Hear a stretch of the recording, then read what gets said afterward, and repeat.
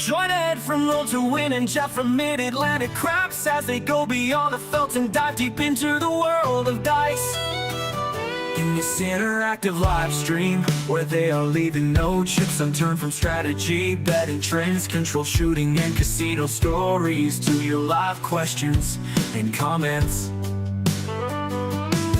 Get in the chat, share your thoughts, ask questions, and be part of the action.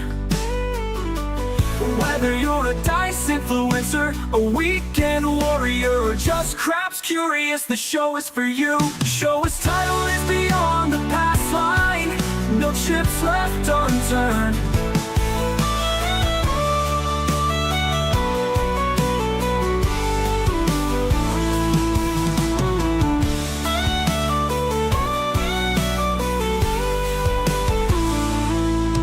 Show's title is Beyond the Passline, no chips left unturned.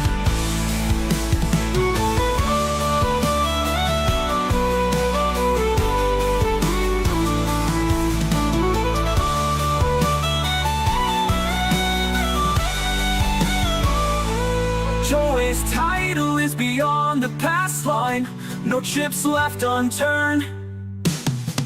Show's title is Beyond the Passline, no chips left unturned. Whether you're a dice influencer, a weekend warrior, or just craps curious, the show is for you.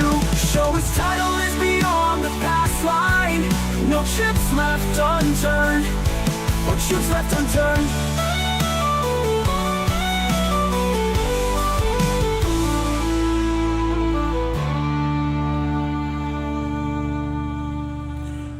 Well, everyone, it's Jeff from midatlanticcraps. Welcome back to my YouTube channel. Also, dual streaming over here on Ed from Roll2Win's YouTube channel. That's my good friend. That's Ed. Let's see, I do this right. It's that way. Hey, Ed, good evening. How are you doing, my friend? Jeff, I am doing fabulous on this Sunday evening. I hope you are as well, sir. I am. Had a good weekend. Finally, the weather cleared up from the hurricane area off the Atlantic coast, and we got a little bit of those outer bands. Got the big surf that skirted across the, I guess, from Nag's Head up to just north of the New Jersey shore. They've got a lot of high waves and stuff. No damage that I heard of in my area. But anyway, I had a good weekend. It cleared out and was a beautiful weekend here. I was glad that hurricane missed everybody. Yeah, me too. Definitely. I mean, big hurricane, big hurricane. It's the 20th anniversary of Katrina this week. It is indeed. What I used to do in my that was a nasty one. Woo.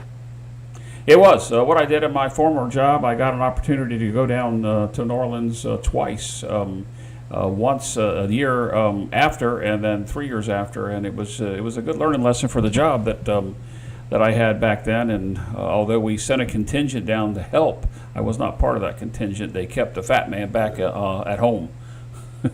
New Orleans got a lot of the press, of course. Of course, it was bad. It was very bad in New Orleans, as you know. But the entire coastline of Mississippi was obliterated.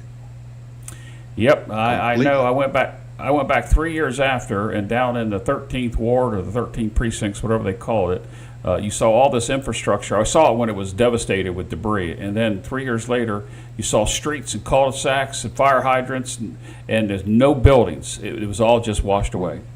Yep. That's the hurricane that changed Biloxi on the gambling side, because the large barge casinos that had to be out on the bay, they landed 80 to 100 yards inland when it all settled in, and so they were totally destroyed, landing on old valuable homes and tour places and all that kind of thing. It was just and it was as bad as anything you've ever seen. Was that the storm that changed Harrah's? Remember how it used to stretch across? Harrah's was not even there. That was okay. The Grand. The Grand was a massive casino that was afloat out there, and it landed about 100 yards inland. And Harrah's, because what's Harrah's now was just the hotel for the Grand. The casino was on the water. The hotel and all was there where Harrah's is. That's what was their hotel. And so Harrah's bought it, turned it into their property, and then that's why there's two different parking decks, because they're both all used to be going to the Grand there. So Yeah, well, look, let's Anyway. go ahead and give into it. Maybe we can talk about that when we get to your little segment on what's going on. We got a lot of people watching. We are dual streaming tonight. We don't care what channel, what YouTube you're watching, whether you're watching Mid-Atlantic Craps or you're watching Roll2Win Craps. Just give us a thumbs up and say hello in the chat. We'll be glad to talk to you. We'll talk about what we're going on about this. This is, I guess, what you can call episode 2. It's Beyond the Passline. Ed and I were season 1, episode 2. Yeah, I mean, I guess we could call it that, Ed, because we never really talked about it. On the first show, you said maybe once a year, but we were inundated with people that liked the show so much that they wanted us to do it again. So lo and behold, here we are, and we don't have a routine of how often we're going to do this. We both have other things going on in YouTube world and in real life situations, so we don't know what's going to happen. But the show is Beyond the Passline, No Chips Left Unturned, and I got the title right this time, Ed, because last time I went the whole show and had it spelled wrong up there. But it is what it is. So welcome. Just let the viewers know there's no format. You and I are just going to talk. We're going to take questions in the chat. If you have a question, please premise it with a capital Q and a semicolon. If you'd like to join the show, what we're going to do this time is if you want to come onto the show, you don't have to show your face. Just use the audio. You're going to send me an email at jeff@midatlanticcraps.com. I'll shoot you a link. You don't have to download anything.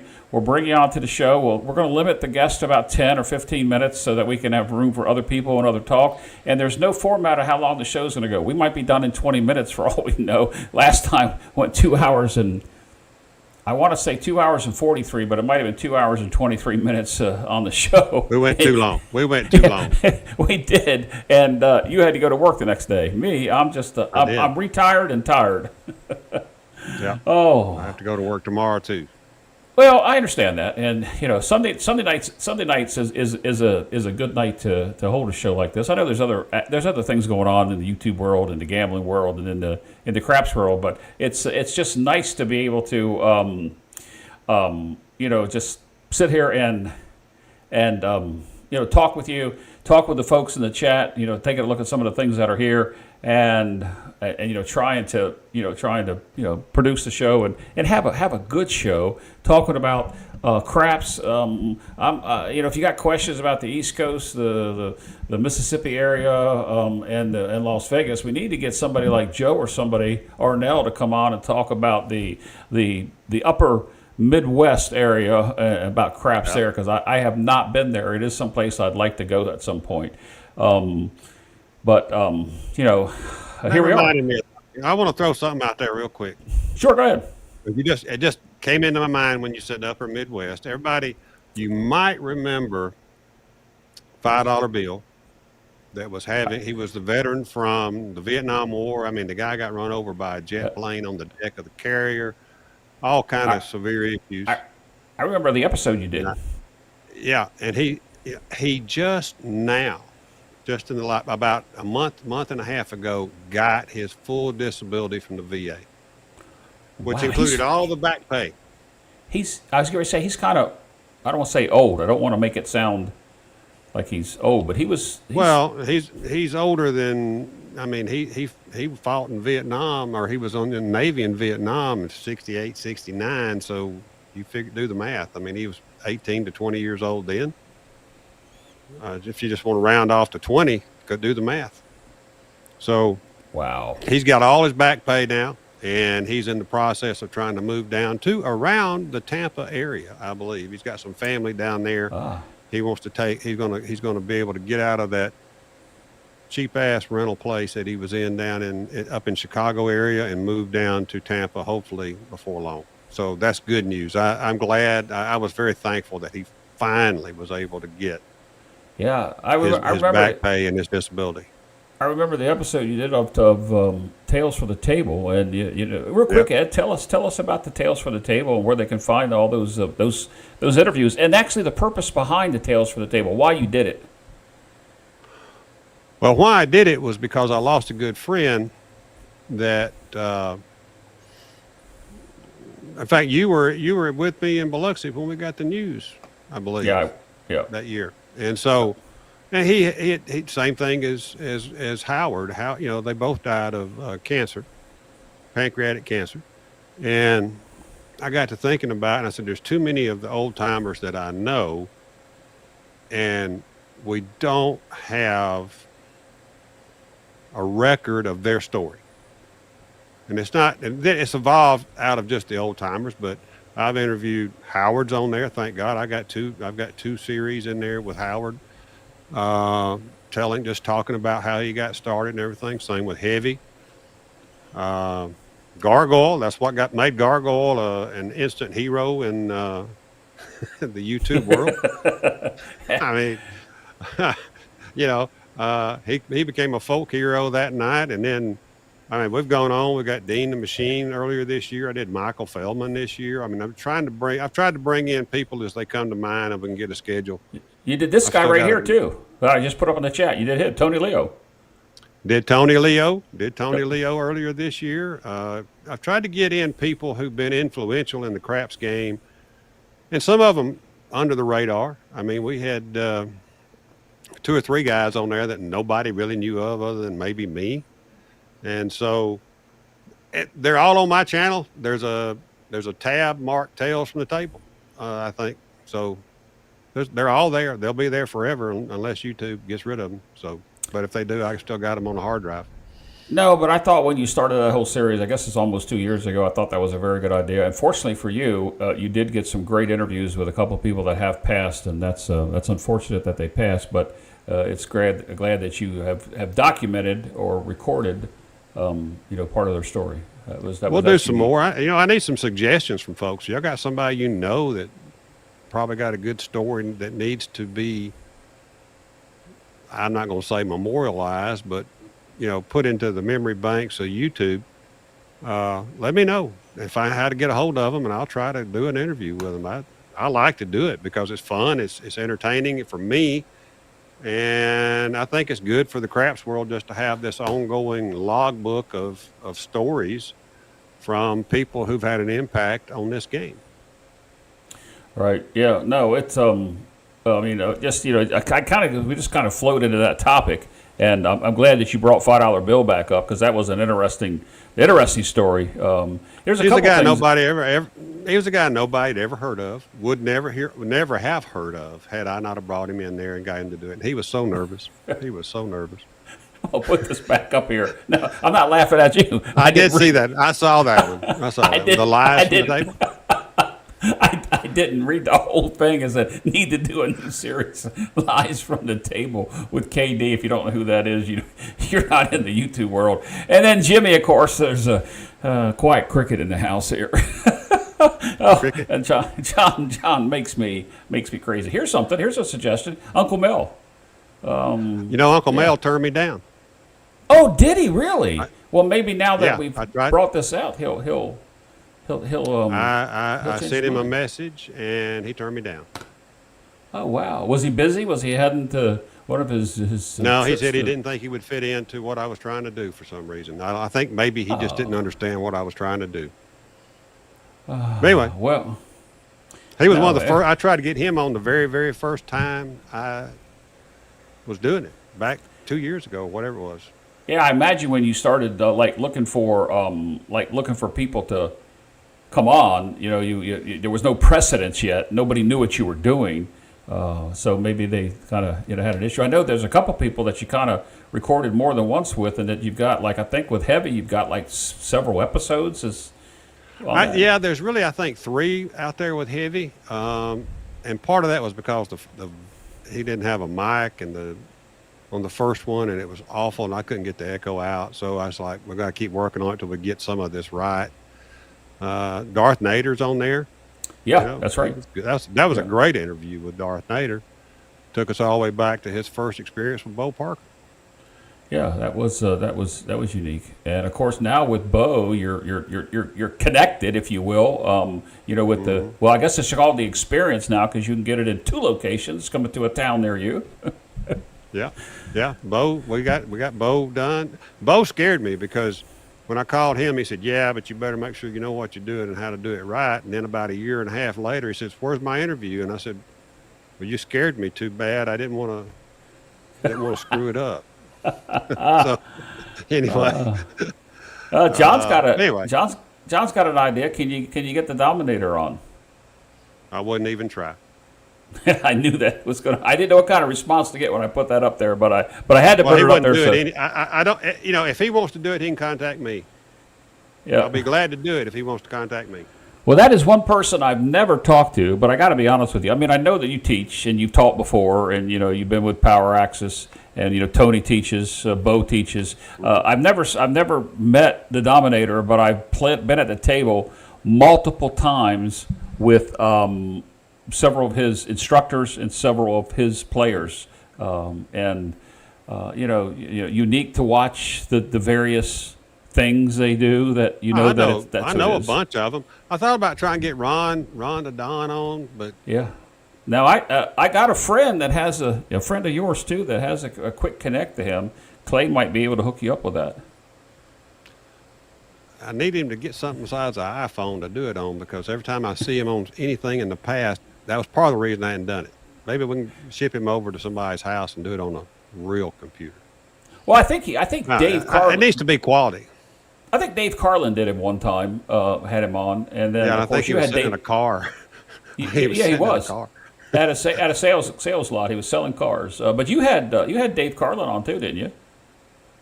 Didn't you do Dave? I know I did. No, I did not. We did him on Casino Tears.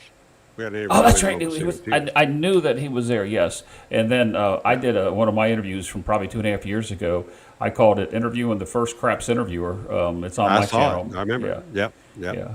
No, and Dave's just one heck of a guy. I've never played craps with him, but he's just so personable. Carlos is asking about 220 Inside. I got to get that one done. We actually recorded one 2 years ago with 220 Inside, and the connection was so poor that it was totally unusable. I couldn't get anything out of it. So I got to get 220 back on to get it done. Yeah, Sharpshooter is still around, but he is. I don't know how to get a hold of Sharpshooter. Wow. Well, in any event, I mean, we kind of flowed into that and wasted. I should say wasted. Yeah, we did. It's talk. That's what we're doing. We don't have an agenda. Yeah, so I'm glad we're getting some interaction, because my chat screen's over here on this side of the studio, yes, Huggy Bear, Debbie Soft Touch is still around, and I would love to get her on, and I've only got one contact that could possibly bring that off. And if I can do it, I will do it, because everybody would love to hear from Debbie Soft Touch. Scott says Don Wood, but you've already had Feldman on, and Don's it's the same Don Wood. He's with the Feldman's group, but I mean, there's another person. Yeah. I'm not sure about this one. John on my side says Wong. I don't know if he's trying to say something, but I'm not familiar with that. Are you, Ed? Oh yeah, Wong on dice. Yeah. Oh yeah. Right. Yeah. No. Right. So, look, if you have a question for Ed or me about anything to do with craps, we'll try to answer it. If you want to know about the Atlantic City side of it, the Mississippi side of it, either the Vegas side of it, we'll do it. We'd be glad to have somebody come on and join the show. Jeff at midatlanticcraps.com, and we'll bring you on the show. It was, give you 10 or 15 minutes on the show with us, and we'll be good. Jeff at midatlanticcraps.com. We'd love to have some interaction. Yeah. There you go. Dealers are shy about getting on camera. Yeah. God Complex, who we only know him as that. You've talked to him. Yeah. I personally have not talked to him, but I know G's talked to him, but you've talked to him.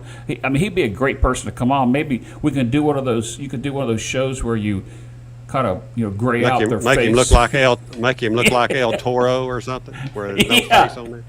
Just an outline. Right. Yeah. Oh, you could do that.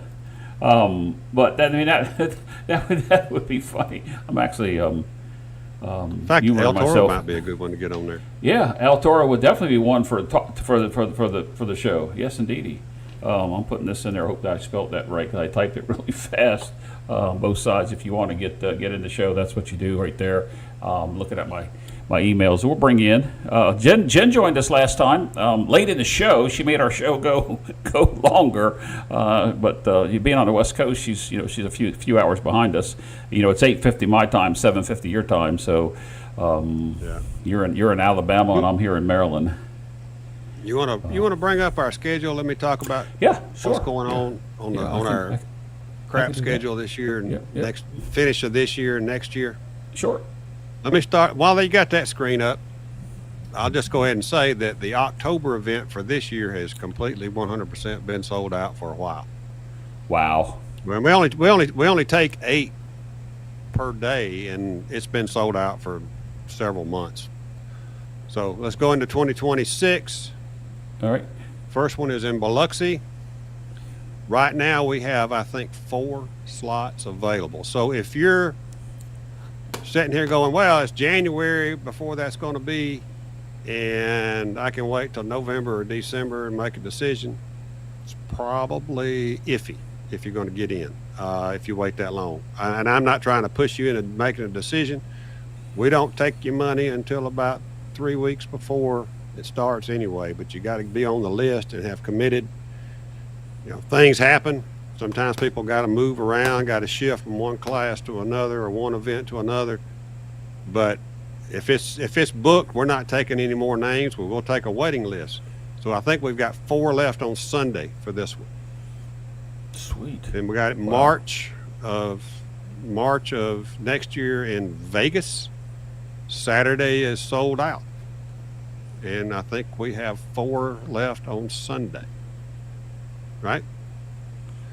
So there you go. I mean, that's a long time away, but we've already got people committed to making plans to be there on those dates. Cool. So then it becomes a waiting list situation. Yep, it sure does. Sure does. Let's see. What's the next one? You want to move on to the next date? Oh, look at this. This is the Brown Water Bash. Nobody asked me anymore if there's going to be a Brown Water Bash next year, because right there it is. May 15th through the 17th.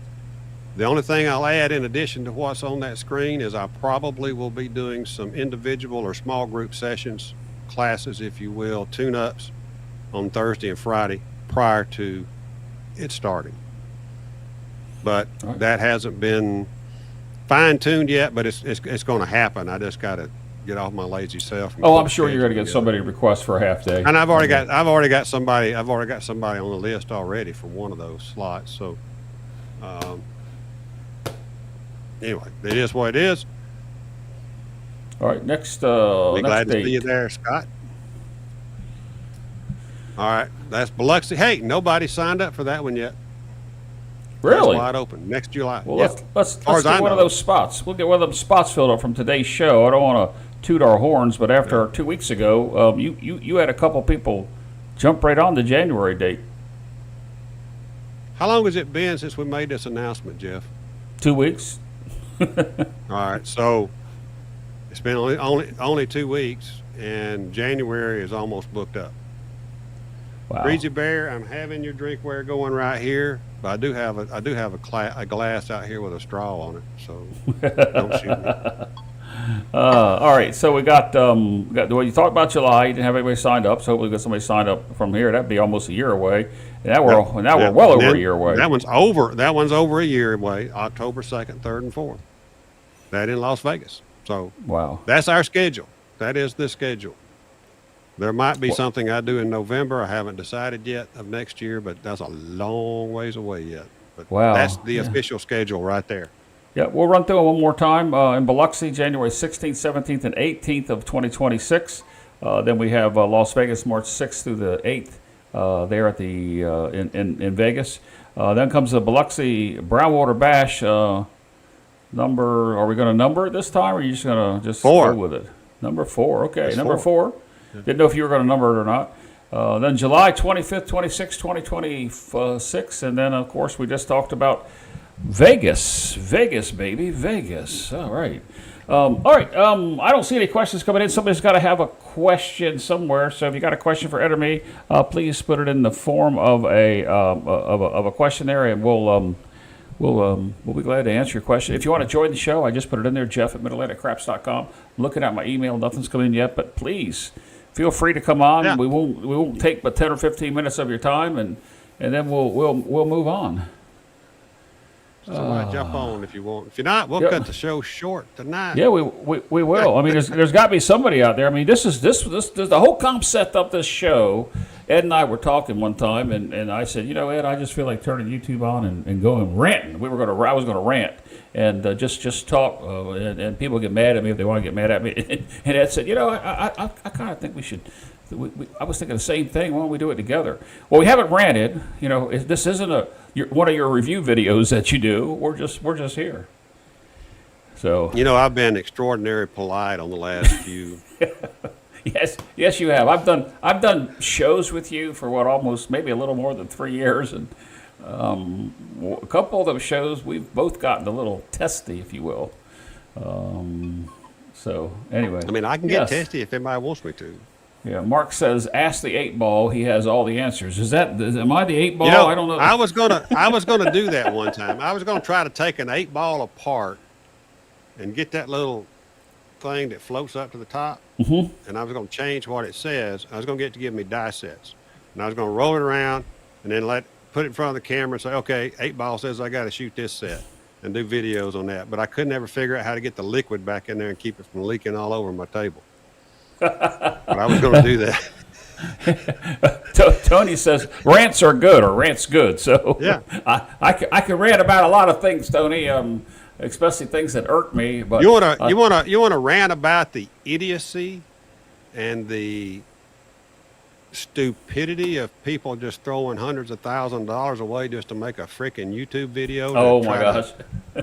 To try to make a very, very, very expensive commercial for a sports booking organization. You did a review on that How one. How stupid is that shit? Yes. I did. Yes, you did.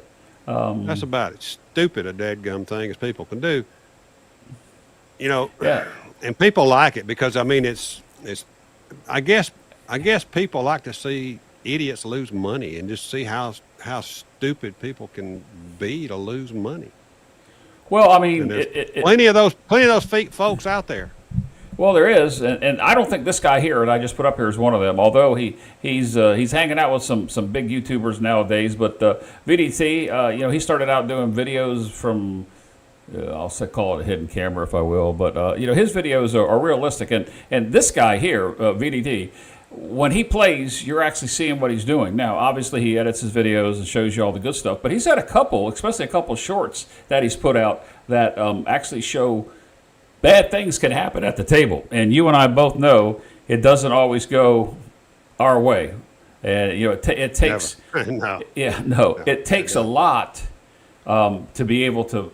And I don't want to go through the whole thing of bankroll management and mindset, but it takes a lot to play this game, be successful, and prosper, if you will. There's so many people, Ed, that I see, and it bothers me that you see somebody buying at the table, $300-400. They're playing a $10 or $15 table, $300 or $400, and 10 minutes later they're bringing out another $100 bill, and they're bringing out another $100 bill, and it just goes on, and it's like, dude or ma'am, there's a way you can play this game where you don't have that much exposure, and you're just feeding that casino. The casino doesn't even need the I guess on their case it'd be positive EV, but negative EV. They don't even need that because there's people like that just it's like putting dollar bills in a slot machine. I don't know. Maybe that's my rant, and I should shut up. Maybe. Well, you see it a lot of places, especially when you're trying to scout a table that maybe you want to get on, and they got a rack that's about empty, and somebody will say, let's hang out that guy right there, that gal right there. They're going to be out of the game. We'll get a couple spots. And then I always go, how much have they got in their pockets? Because they're going to drag some more 20s out or some hundreds. Yep. Usually it's 20s. I see a lot of 20s. I see a lot of 20s coming out of pockets.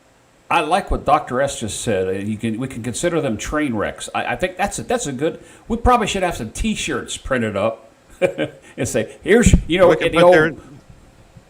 you remember the old... Put their names on it. Right, but you remember the old comedian that would do, here's your sign, I can't remember who that is. We can just go, here's your T-shirt. yeah, here's your T-shirt. I don't know who did that, here's your sign. I don't know who that is. I don't either. I don't either. Ben says it's a good rant, Jeff. It's hard not to be those people. Hey, we all, Ben, we all started out as those people. Let's see here. Let me get this down so my production works right. Carlos says, "What is Ed's favorite system to play?" Ed, I'm gonna let you handle that because I know you don't specifically Jeff, call it a you know system. the answer to that. I know, Jeff, but you know the answer to that question. the question said Ed. So go ahead and tell him. Be my mouthpiece. Well, you don't have a system. You do basically trend betting. You don't bet on everybody. You qualify every single shooter there is, including yourself, and you practice I play like light you. and dark. Yep, and you play like you practice, and you practice like you play. As far as the actual betting process, I know I was on a call a little while ago with John and those guys. I was quiet the whole time. They were talking about the craps for the cure, which we do need to talk about sometime during the show. Maybe John should pop in here or something. I don't know. But I was listening to the call, and he was going over a section that's going to be Saturday on you, I believe it is. It's called Bet on Me, and you're going to be a guest over there on the craps for the cure. I forgot the time slot, but Vegas time. But in any event, I think I'm first. I'm right after the opening ceremonies or something. I think I'm the first guest. Yeah. But it is my wife's birthday weekend, and I got a lot going on that weekend. So he was kind enough to get me on early so I can get going. Oh wow! This is a long text. John Perry yesterday in sports YouTuber goofing the craps table throws out a $5,000 chip across the table, and the shooter just nails a 20 roll. Wow, that's that. I don't know if I understand the full thing there, Biff, but it takes all kinds, including he just put out a clickbait deal. Unfortunately, when I do a reaction to some of these fools, they come up on my YouTube feed for a while, and so he just had one that these unknown strangers just made me rich, and so I didn't even watch it. But that was the clickbait title. That's got to be what he's talking about because he was holding up a few bands. So, he's an idiot for betting that big. But congratulations for winning part of his losses back. Well, thank you, Matt. Matt says we need to hit the like up button, and I just did look a second ago. 48 on my channel and 45 on your channel, so we have a good audience currently at the moment. That's good. I was going to put this up here. Tony says there's a big difference between playing craps and winning at craps. Let's talk about this just a second. I mean, that's true though, Ed. That is a good one. Yeah, I mean, anybody can play craps, but winning at craps, that's sort of like anybody. When you're younger, you can be a little league player, senior league player, get to some maybe even triple A ball club, but you're never going to make it to the big plate. I think the percentages, I read that one time, or I heard that on a show one time, the percentages of somebody that wants to be a baseball star is so minute. They can play the game, but are you really serious again? That might not have been a very good analogy, what I just put up there. I'm going to put it up here again. Playing craps and winning at craps. Ed, we both play. Huge difference. Yeah, huge difference. A lot of people play even if they've never played before. They're playing, right? But they don't know how to win. They don't know how to take advantage of what's being tossed. They don't have an exit strategy on the downside. They don't have an exit strategy. Well, they do. They're broke. And then they don't have an exit on the win strategy because they stay too long until they are broke. So the only strategy those people generally have is, I'm broke, I got to leave the table. Right. There's a lot of those. There's a big difference. Like, was that Tony? Tony just put up there? Was that Tony that put that up? Yeah, it was. This one here? Yeah. Yeah. I mean, they're winning at craps is not easy. The thing is a lot of people are up and don't leave. At some point during their session, they stay until they're a loser. And that's their fault. Absolutely. That is their fault. And that's the reason why I kind of said I wanted to talk about playing and winning. The winning side takes so many facets to even break even at this game. It's hard to do. Obviously we're walking a casino and they're there to make money, but you have an opportunity if you I don't know, play smart and it just I don't want to turn this into a positive rant about how to play because we don't have that much time in a session here to actually do that. But Carlos did try to. He said he was trying to be funny and trying to get you to rant. Oh, okay. I did not take the bait. Demon Dog. Pass. That's somebody we could get Chris to come on and talk about those Midwest places. Juliet and Illinois. I've had the good fortune of playing with him a couple of times. He came down to Tunica a couple of years ago, or that's a year where I and a met half him. ago, and he and I played up in just south of Indianapolis. Yep. And I made a lot of money on his roll, and he had turned his bets off. Oh, And man. I told him that if he turned his bets on, I'd beat him up. Well, that's just like I was a guest on the Full of Chips podcast here recently, and Chris and I Craig listened and to I that. we were talking about a few things, and Craig had a roll twice. I've been at the table where either his bets were off or he wasn't progressing his bets, and he didn't play the ATS. And damn if he didn't hit the ATS 2 times while he wasn't even there. And I said, Craig, you keep on throwing, and I'll just put your ATS up for you. Speaking of Craig, he says, Ed, what do you look forward to when you're hosting the Brownwater Bash versus the Casino Tiers experience? It's a good question.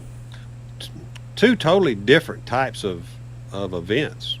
2 totally different types of events. When we're doing the Casino Tiers experience, we are trying to coach and work with the attendees, make sure that they are our priority for that 8-hour session plus play at night together. We have a big cocktail party on Friday night, so then we've got a class or a group of people on Saturday. We've got a group of people on Sunday. They're both maxed out at 8 people per day. That way, Bo and myself give them maximum time. During that process, we take them downstairs to eat at lunch at the Aria with us. It's all in the deal. I mean, the lunch is on us, so to speak. So there's a totally different situation. We're there to learn, help people be better craps players, improve their toss. We talk to them about betting. Bo has a way to bet. I have a way to bet. While we don't see eye to eye on everything, you get both sides. And it's a good learning experience for everybody. He works on sets. I work more on the grip and the toss, so that helps a lot. The Brownwater Bash, that's just, hey, show up. That's it. We're gonna go have some drinks in the VIP lounge, and we'll see you at a table somewhere in Biloxi. That's really all. I mean, the Brownwater Bash is, for me, more stressful than doing the Casino Tiers events because there's bigger demands on my time by more people. I mean, we had 70 or 75 people there last March. Let's see if we can get it to 100. Yeah, that's what I said Get it to before. 100. If we can get the Brownwater Bash up to 100 people attending during that weekend, man, then we can really, make some waves on the coast, so to speak. And then we have a private table generally. That's for the last couple of 3 years, and Hard Rock's been generous to us on that, and we have a good time with it. We do have minimum buy-ins. We've got a limited number of slots available. Everybody should understand that. Don't ask if you can get on the private table, because you can't. If you ask, you ain't ever going to be on it. Well, we always talk about the private table, and that is a unique situation, but it is part of the event. I mean, there's Yeah. So, but, Well, for me, it's a wind down because there's been a lot of the last two. Well, like I know last year there were so many people there, and I had to go hide and just chill out in my room all Sunday afternoon because I was getting ready to put serious money on a table, and I didn't want to be worn out. I didn't want to be tired, and I kind of did that this year a little bit. Sunday afternoon, I just kind of vanished, went to my room and hid out. Took a long nap, whatever. Just stayed focused. It's kind of like being in the locker room before you go out to walk out on a football field. I mean, you're in that You're trying to get that mental zone going. You're trying to get focused. That's kind of the way I looked at it. But the Brownwater Bash is a lot of fun. Don't get me wrong. We got people from all over the United States showing up.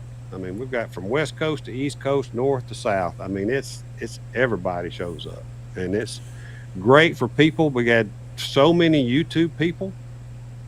So 10. many YouTube people show up. 10 or 11. I can't remember. One or the other. Waylon stayed out at the Bubble Craps, but he was there and he got to meet people and talk to people. Speaking of different craps, now, Ed, when you were there, you found this unique machine to play that you liked. Was not craps. And you said, Jeff, you got to see this. Come on over. I was never successful at it, but I watched you win. Yeah, the Craps Wizard. That's what it is. I couldn't remember what it was. Craps Wizard. Craps Yes. Wizard looks, well, it's Casino Wizard's the name. It looks like a slot machine, but you can catch it right in its mathematical, the mathematical probability, the way it generates numbers. And if you're on, and you make your money on the don't side. I mean, you make money. I'm a don't player almost 100% on that thing. So it was a lot of fun. I mean, you can go in there and I've not been anywhere else to see if I've not been anywhere else to see if that machine's available other than there. Maybe it's a market only test. I don't know. I've seen it in Vegas. Oh, did you? I had not seen it. Yeah. Yeah. Wow. Years ago, I saw one at Strat, but in my mind, it kind of figures out what you're doing, so you got to try to confuse it. You know, you got to play with the computer a little bit because it knows you're sitting there on the don'ts all of a sudden. I think it does, and so then you got to do a field bet and an ace deuce or an all sevens and an ace, and a world bet, or you got to throw in a horn. You got to throw these other things in, and it doesn't know what to throw out there because you're going to win. You're going to win. So, I like to fool with it a little bit, but. Well, I think Dustin's just trying to be comical there. I am a water boy. That's really all I am. Yeah, I'm an OG. He didn't win on it boy. either. Whoever T was, didn't win on it. Let's talk about this right here. Let me get this one down. Lee says they should simulcast a private table since I'm sure spectators are frowned upon. Right above us on that circle bar, we had like 30 people standing up there watching the game over our shoulders. Yep, and I think they stayed several hours. Several hours. And I know when we first started, I can't remember. I'm pretty sure. I think Sarge was the first to start us off. I can't remember if he was. And you would be like third or fourth would get the dice, and I was like sixth. But to simulcast that. You address that with the host, and it's kind of different because each state is different about whether you can record and what you can show. And we kind of didn't ask that specific question, but I mean, if we had access to a good internet connection and we're allowed to just show that without showing anybody else in the casino's faces, it's worth an ask. But that's just too much to ask for. I mean, production-wise, that could be done, but. It's a lot to it because of the legalities, I guess. Network. From place to place. I want to back up a second here. Going back, talk about the systems.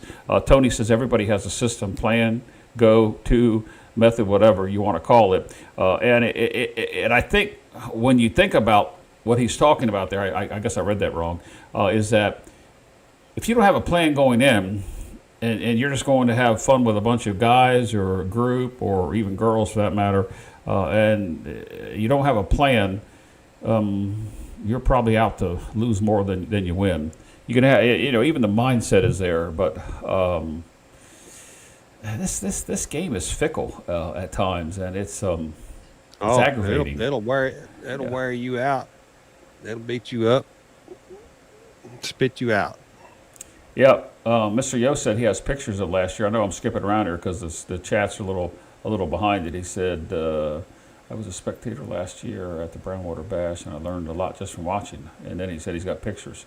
EF says that Craps Wizard Machine will take your money. I actually saw Ed win more times than I think that he didn't even he didn't lose, to my knowledge. I don't know that that's the case.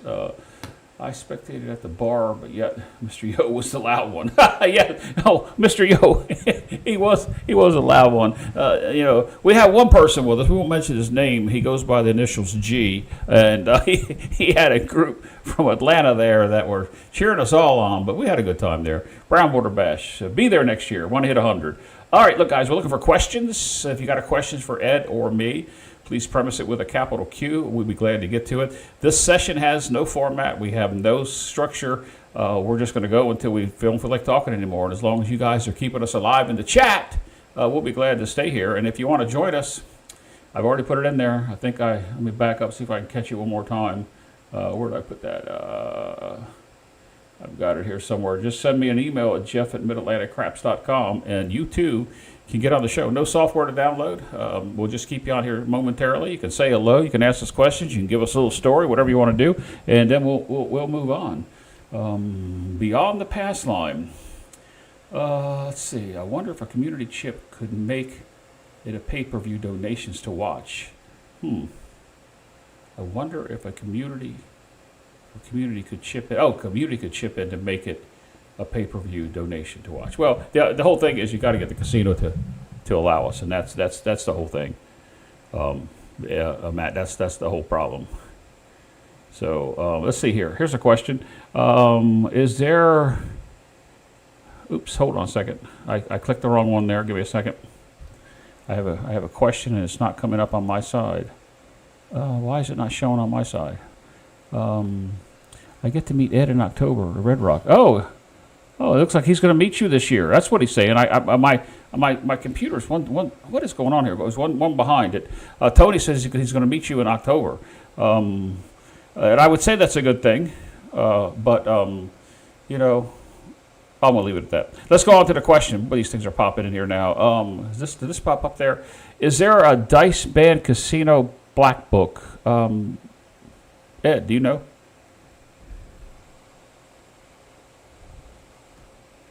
Oh, Ed, I don't have any audio on you. They say you're talking. I don't have any audio. It's the same thing that happened about this time in the show last time. See what you can do with the audio. So, thanks, guys. Didn't even notice that. I'm too busy trying to queue up these chats, and I don't know that. We got a couple questions too. We'll let Ed fix the audio. Last time this happened about the same time in the show we had that. So real quick, I'll let you know that I'm going to be in Atlantic City this week. I'll be with the Atlantic City crew, probably playing at mostly Caesars Properties, Golden Nugget, Oceans, and possibly Resorts. But you'll find us around there. Atlantic City group. Can you hear me now? I got you now. The Atlantic City group does have quite a few people, and on a week like this, towards the middle of the week, we will probably take over the entire table. We'll come up and say hello to us. I'm not having anything with me. I may have a couple chips with me, but I'm going because I am part of the Atlantic City group. They are not part of me. I mean, they invited me in. A lot of people think that it's Mid-Atlantic Craps Group. It's not. It's the Atlantic City group. As a matter of fact, Sweet Lou sent me a picture earlier of some nice sweet hats right there, dude. Yeah, it is. I could probably put it up here if I didn't even think to cue it up here. Anyway, we got your audio back yet. I think, let's see why I go back to that question. The Dice Band book. Boy, say that a couple times. Do you know? Yeah, the Dice Band book. First of all, yeah, I talked to Tony last week. I'm looking forward to meeting Tony. I've never met Tony in person. We're going to try to meet in October when I'm there in Vegas. Catch a little run somewhere maybe, or at least coffee. I don't know. We'll see what happens.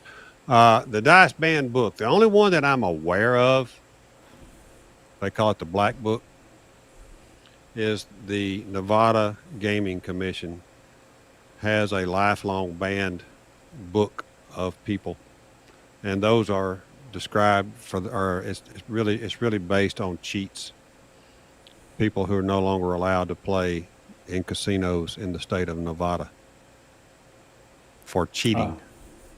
I imagine they probably for example, share that. There was some infamous people that were really good that were fooling with the slot machines years ago. So back when you still had the coin depositors, they had come up with a way to do a little magic trick with a couple of wires, and they could trick that thing into just getting it to dump the basket without ever even having to make a spin. Well, casinos kind of got onto that, and they got into this infrared or light thing, and then those guys figured out how to get a little diode up in there and hook it up to a 9-volt battery, and it would flash a light, and it would fake it, and that thing would just start dumping money. So they were then at that time they were able to cheat it. Those people, for example, would be on that black book. Right. I'm sure they share that with people. I know Lee says here that and he doubts that Mississippi is touchy about cameras. At least they were in Vicksburg a couple years back. Well, Ed actually asked. Touchy. Yeah, Ed actually asked the host, and it was almost immediately negative. And then she gave us a couple of reasons why we kind of moved on. Here's a question. I'm seeing more and more chairs around live tables. Have you noticed this growing trend? I have noticed that, and I know that there are people with mobility problems. I've got a couple of friends that are that way, and even nowadays my issue that I have, and I've been sitting in a chair from time to time, but I have noticed it. We ran into a problem in Gulfport 2 years ago where they wouldn't allow the chair because they said it was setting in the fire exit. But Ed, what's your opinion on the chairs? Beau Rivage has a lot of stools, pre-built, ready-made, because they want all of those old rich folks to come in and sit down and lose money at the craps table. So there's a lot there. You don't see them very often. You don't see any in the Hard Rock, for example. But I have seen people pull up a chair from maybe a blackjack table, that kind of thing. And it's basically because they got a mobility issue or some kind of disability that they don't need to be standing all the time. I see people in their own little rolling chairs sitting down and standing up to shoot and then sitting down to bet. I don't have a problem with either one. Doesn't bother me a bit. If in fact, it's probably better if they're sitting down, as far as I'm concerned, because then they're not really got their hands in the way. Bill says the IP has stools. Yeah, the IP does. The IP does have some stools too. Yep. Yeah, I've seen a few. I'll address this again. Sometimes I'll use sometimes if I get on one of them 4 or 5 hour sessions, I love a good chair. I'll answer this question. No details in Discord. I've strayed away from Discord, specifically on my channel, but we'll be in and around mostly the Caesars property, but we're gonna go off to a couple other properties. I don't know what to tell you. You have my number. If you don't, email me, Jeff at midatlanticcraps.com, and we'll let you know. I'm looking forward to seeing some of my good friends that I haven't been able to play with in the last year, and looking to make a good time out of it. I totally deleted my Discord app. Yeah, I'm not using it that much anymore, so I don't know what to tell you. Here's a question for you, Ed. Causes of double pitching.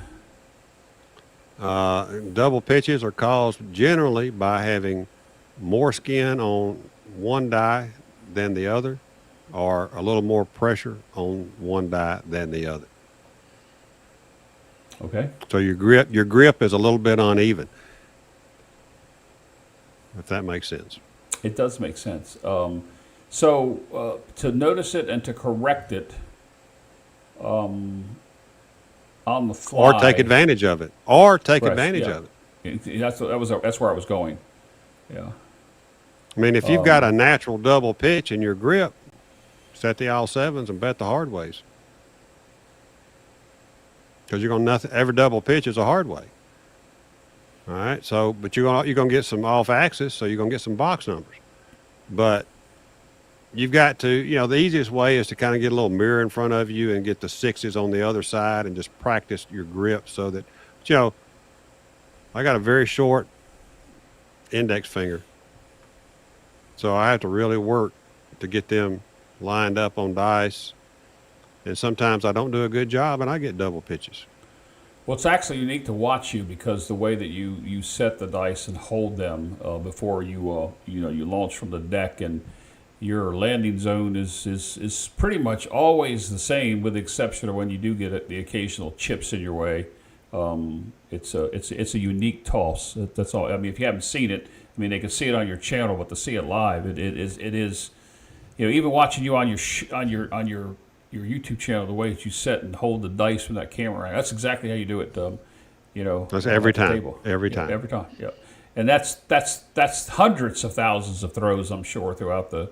It's a lot. I don't know if it's hundreds maybe, but or thousands, yes, maybe 100,000, but I don't know if it gets much more than a couple 300,000 probably. Yeah, That's a lot. That's a lot. Yeah, let me go back. Surprised here. I don't have calluses. I'm surprised I don't have calluses on those fingers, like a guitar player would making chords. Right. Yep. They're talking about the chair portion on my side. Hey, Sweet Lou hit a 5-point fire bet again this week.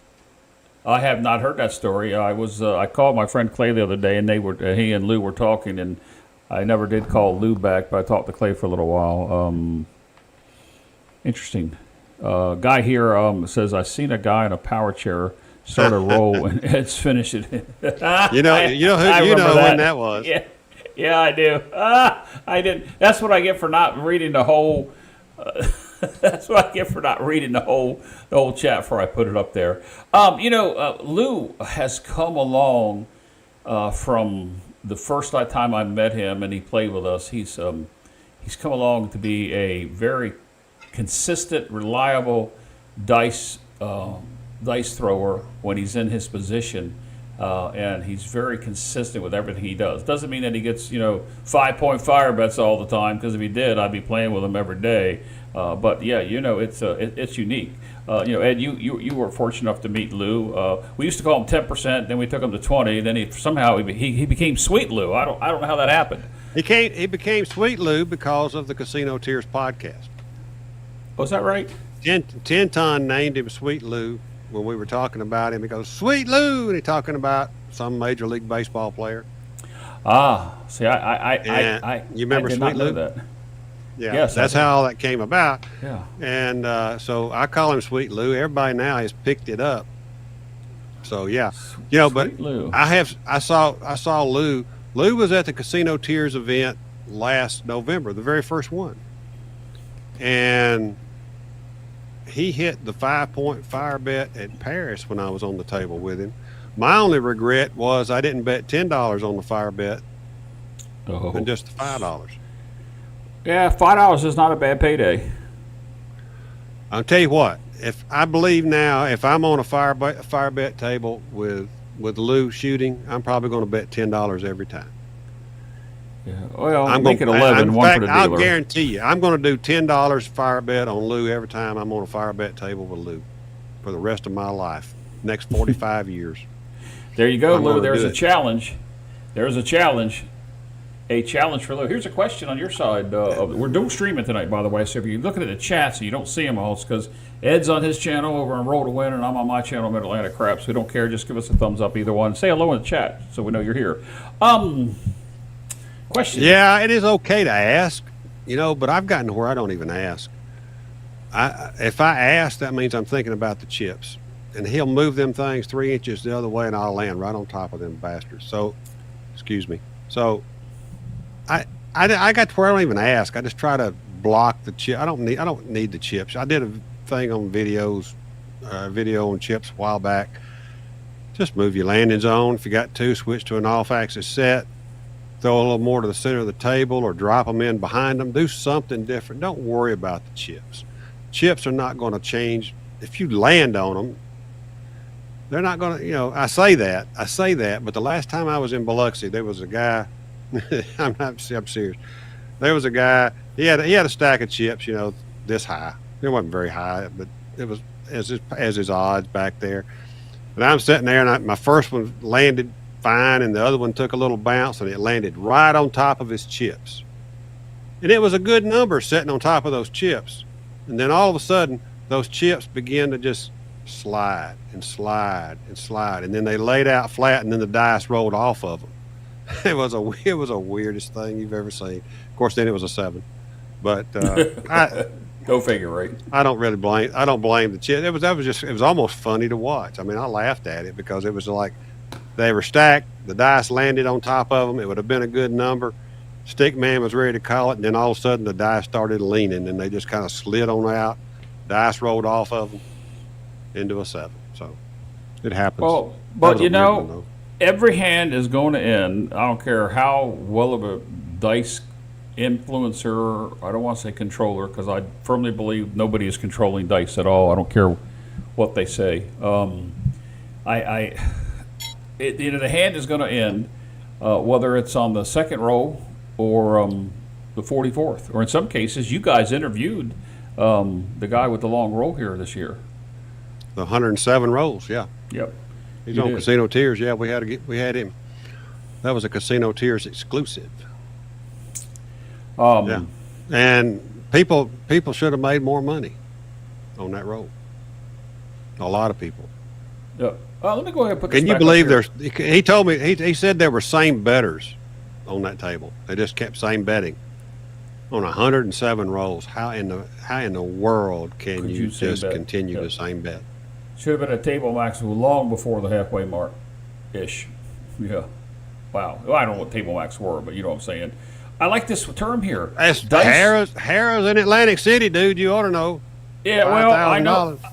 I know Harrah's, and I don't want to get on my rant on that, so I'll let that go. Dice magicians, that's a good term. There's no such thing. I mean, there might be people that can take the dice and roll them through their hands and you know, make them disappear. About the only thing a dice magician is probably good for is to make your money disappear. I probably shouldn't say that. I'm going to get slammed.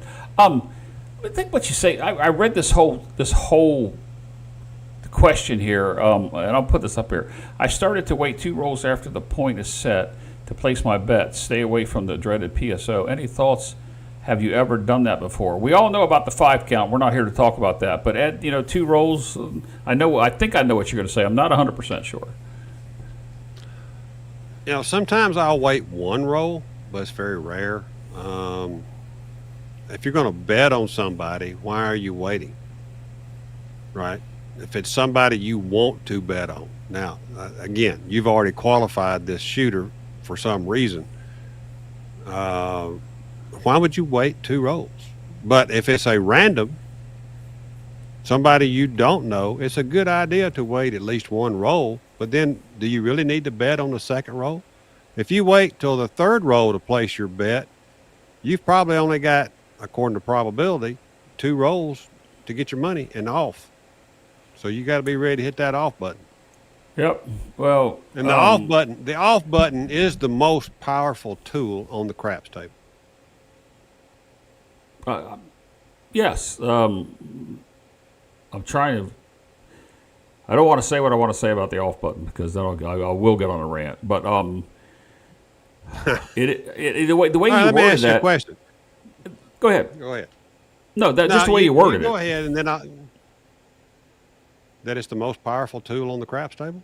Yeah. An interesting concept. Now go ahead. Ask me the question. I don't know if I have an answer. Make me look like a fool. Well, let's go back before we go there. I mean, what could be more powerful than having your bets pressed up and turning them off and then a 7 throws? What's more powerful than that on a craps table? Oh no, I agree with you. No, I see what you're saying, but I never considered that when you said it. It was like ding dong in my head, or a light went off, or I woke up, or something. But it's Everybody wants to bring you down. Bring me down slows the game down. Just turn your bets off. Say, turn my bets off. And you're off until you call them on. You can't say. You can say all you want to. Turn my bets off for 1 roll, and they're going to turn around and say you're off till you turn them on. And that's the truth. I mean, you're off until they're on. So why not? I mean, that's your magic button. Now, what I was going to ask you, if you turn your bets off, do you have the option of turning more bets off, all your bets off, or just part of your bets off? And how do the dealers place the off button? Do you know the answer to that question? Well, I don't know the specific correct answer to the off button, but I have been known, Ed, to turn my bets off and then only the 6 and 8s on. So go ahead and tell me how they differentiate between bets on, bets off, when somebody has more than multiple bets that are All right. So if you watch the different dealers, 10 through 4, if they place that off button, if you're at stick left 1 and they place that off button on the 10, then everything is off from the 10 down to the end of the table. You can say, turn my 6, 5, and 4 off, and they will place the off button on the 6, and the 6, 5, and 4 are off, and the 8, 9, and 10 are working. It's where they place the off button in relation to the box numbers down to the end of the table. So on the stick right, it would be 4. Yeah. Straight out. Yeah. That makes sense. Yeah. That makes sense. If they put it on the 9, then if they put it on the 9, everything is off but the 10. You can do that. Go in to the off and double down and place hop red bets if it hits. I mean, when it works, it works. I mean, it does. That's like many people have hopping systems, and I think there's several that are out there, including Tony's. Well, here's what you need to do. If you're going to turn your bets off from a superstition standpoint, I'm just going to call it, from whatever superstition you may have that wants you to turn your bets off, place a high, low, ace, deuce, and a field bet, and turn your bets off. When I turn my bets off, it's typically not from a superstitious standpoint.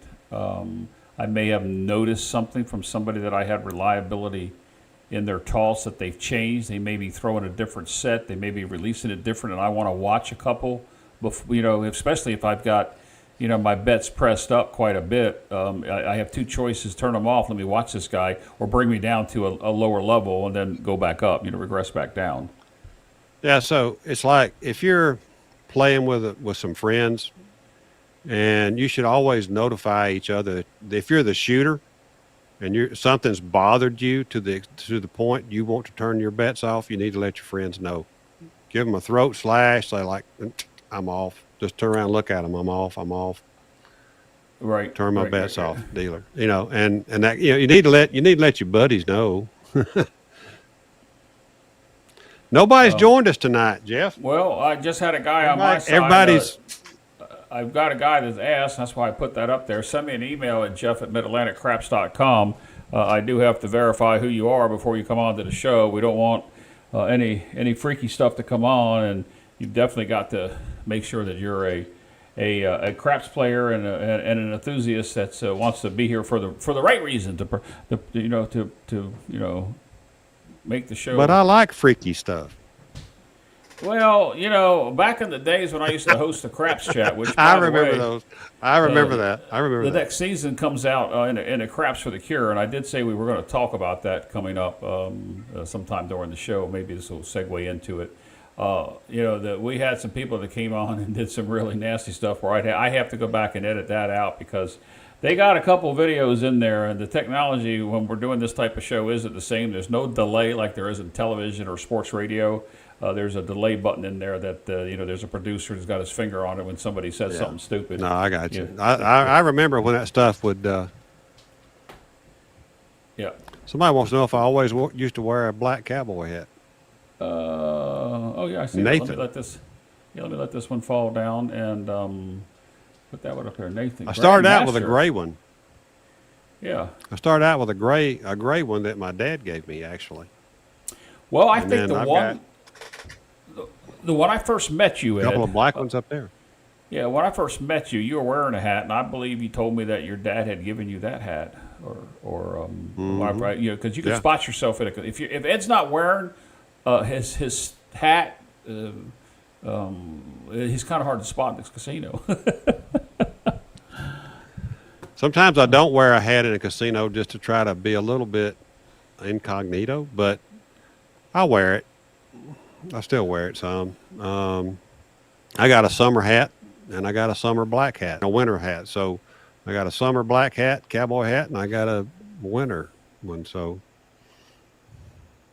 All right. Got somebody sending me. Lee likes this one. This is the Casino Tears hat. Yeah, it got is. the Craps critter. Got the craps critter on it.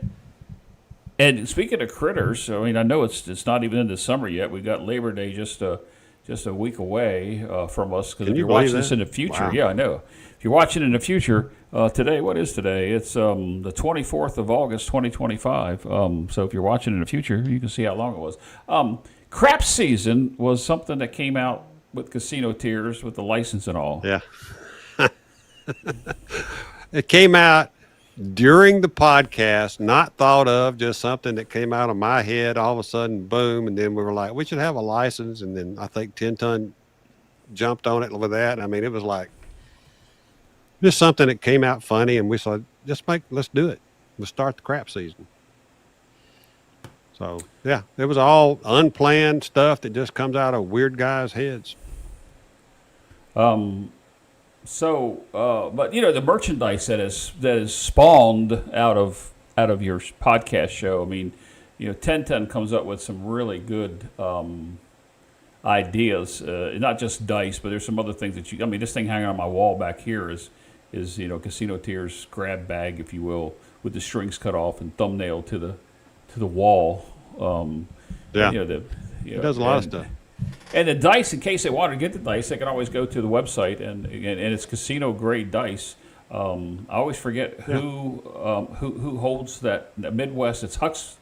What's the John Huxley John Huxley bought out Midwest Gaming. They make casino grade dice, or they make casino dice for a lot of casinos in North America. And we were fortunate enough to be able to get them to make dice for us, because we did a pretty big order.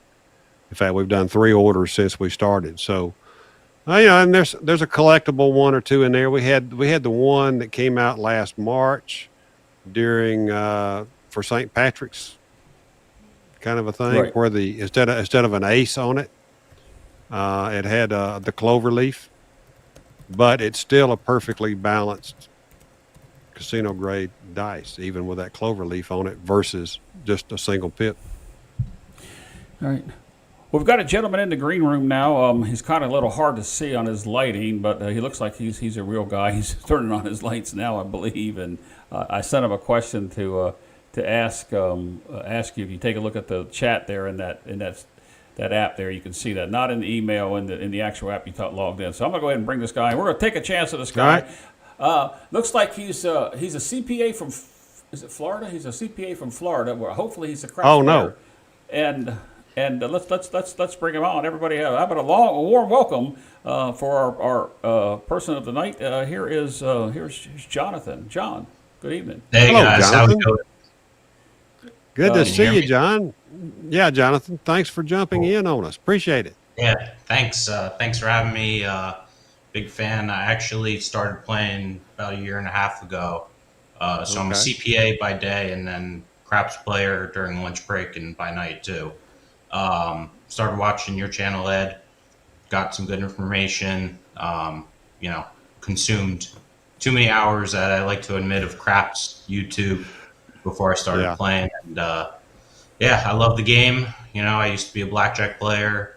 Get rinsed on the blackjack table too often, and there's nothing better than somebody, getting on a hot roll and pressing your bets and having a good time. So, do you play at the Seminoles there at the Hard Rock in Tampa? I play at the Hard Rock in Fort Lauderdale, Hollywood. And Fort Lauderdale. I'm sorry, Fort Lauderdale. Okay. Yeah. They it's really the only show in town. They make you pay the pre-roll vig on 4 and 10. So I'm pretty much just a 66 or 110 inside kind of guy, and nothing wrong with that. Yeah. So like to think I have a 3-1 favorite, in terms of dice combinations, but just went there earlier today, and within 3 minutes there were 3 PSOs. That does happen. It does happen. Yeah, it does. It does happen. It can. So, how long have you been playing again? Probably 1.5 to 2 years. Was kind of tired of blackjack. Wanted to learn how to play craps, so I watched, like all the YouTube channels, Color Up, That's typically where people start. That type of thing. Really, I'm a numbers guy, so I like the strategy, and I think it's the only game where you can kind of use house money once you're up to really like generate some wins. That's what you got to do. So, as a numbers guy, what's your favorite strategy? I like the inside. Basically, you have 18 out of 36 dice combinations. Try to get a couple presses before then I go to the 4 and 10. When I roll, so I do a 5, 4, 3, 1 set to try to get an inside number, but I find I get a lot of 4s and 10s. So lately, I have been putting $5 on the hard 4 and hard 10 just to get a little something. So your toss is evolving, probably. Do you have a practice rig or a practice table at home or anything like that?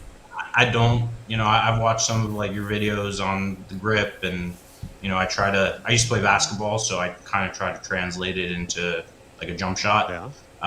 Yeah. Try to just hit the same landing spot and hope for the best, and probably the best happens 17% of the time. Yeah. All right. We definitely got a math guy. We got a CPA. He loves the inside numbers. He's got a good edge on the inside, except he's probably now using the wrong dice set. Probably. Yeah. Probably. I mean, for his bets, right? So he's either got to figure out a new dice set, or he's just going to have to go across and, come on, give me some juice, Jesus, and then digress or regress. So you're like 110. Is it? Are all the tables down there at Fort Lauderdale where you are $25 tables, or do they go 15s? So the Hard Rock has they will have $15 tables, and then on the weekends, like Saturday and Sunday morning, they figure why can't we just scoop as much money as possible? So it's always like $25 tables, on the weekends. And then there's a hotel or there's a casino across the street that is the Hard Rock's training facility that sometimes they'll have $5 tables. The only drawback with that is they're training craps dealers, and I don't think I need to say anything more about that. It does slow the game down, and it is a little frustrating at times. But mainly 15, and so if it's 15, I'll go 66 inside. But if it's 25, I'll go 110 to start. Very nice. Very nice. Yep. What do you enjoy? You enjoy the camaraderie or just the rowdiness of the craps table versus blackjack? Because blackjack players are kind of like always just, there's not a lot of high-fiving going on. I hear it in Biloxi when somebody hits one of those side bets. But primarily, blackjack is you're just kind of a monogamous kind of a game. You're just kind of sitting there just blah, blah, blah, blah. You're up, down. Yeah, so it's the camaraderie for sure. It's a different game, right? Yeah. Yeah, you could have a good shoe in blackjack, and the other day I was playing and started off with the $25, $50 bet, was going, won a few in a row, added a $25 chip each time, and you get on a run, but then, you got a $200, split, and then you got to double down, and then all that hard That'll work. get you every time. That's where that gets you, man. I hate that. I mean, all of a sudden, you got all these double downs and splits that you got to keep doing. I mean, and all of a sudden you're playing like 5 hands, right? And that's what it. Yeah. Oh, it really hurts.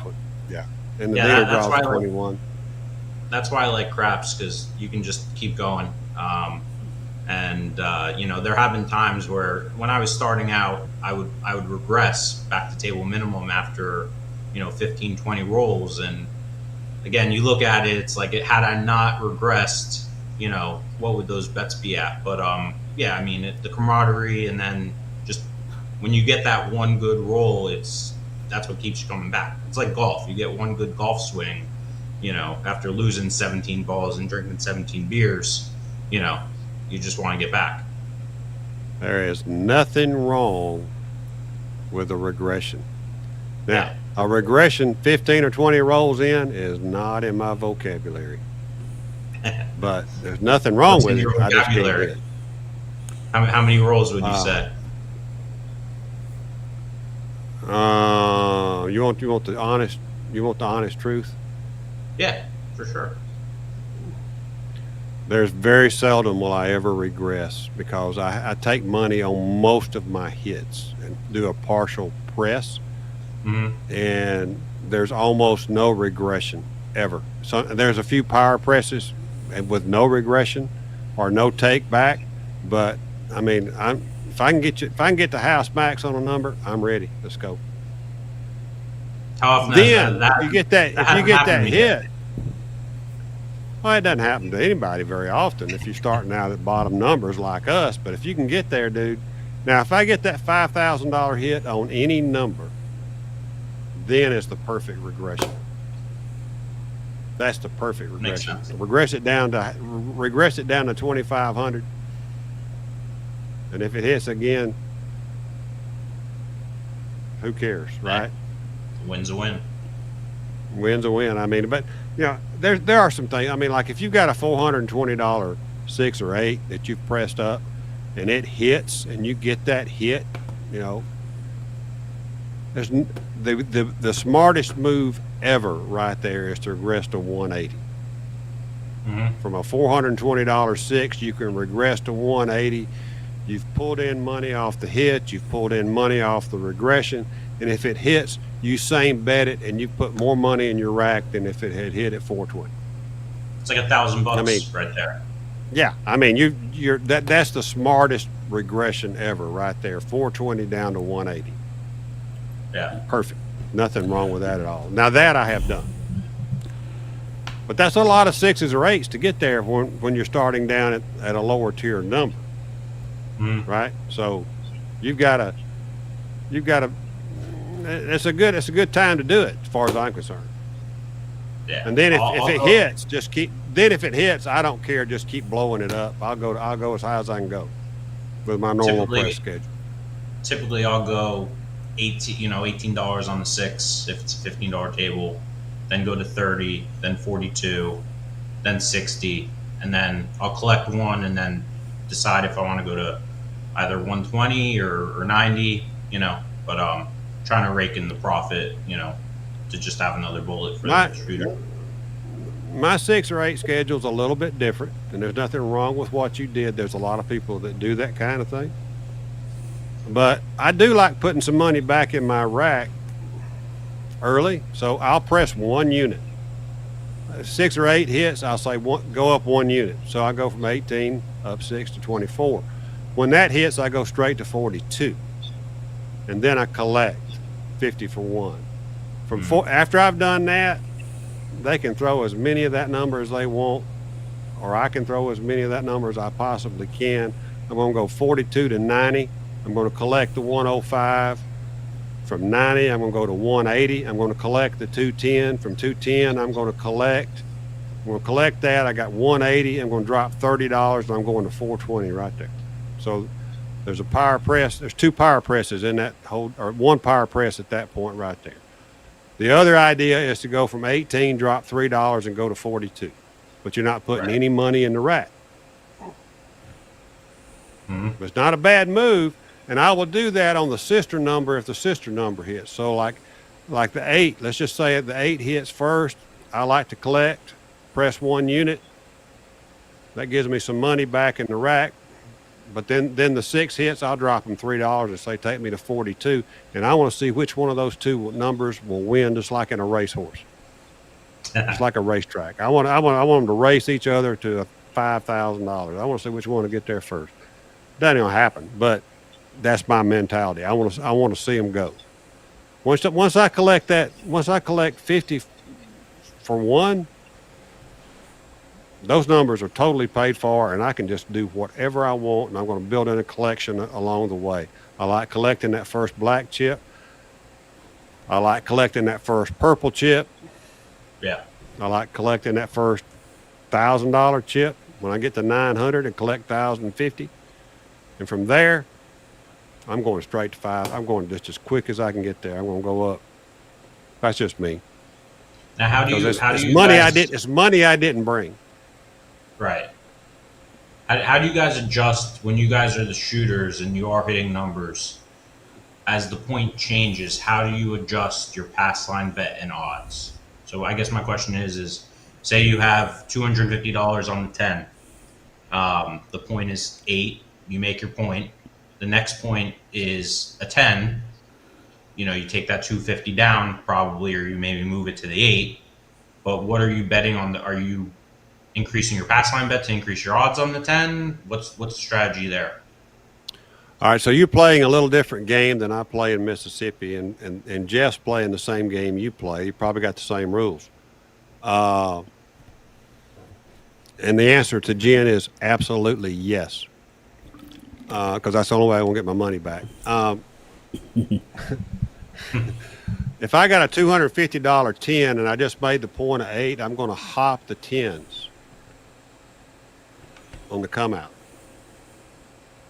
Could be $10, right? $5 each. I don't want to waste a throw.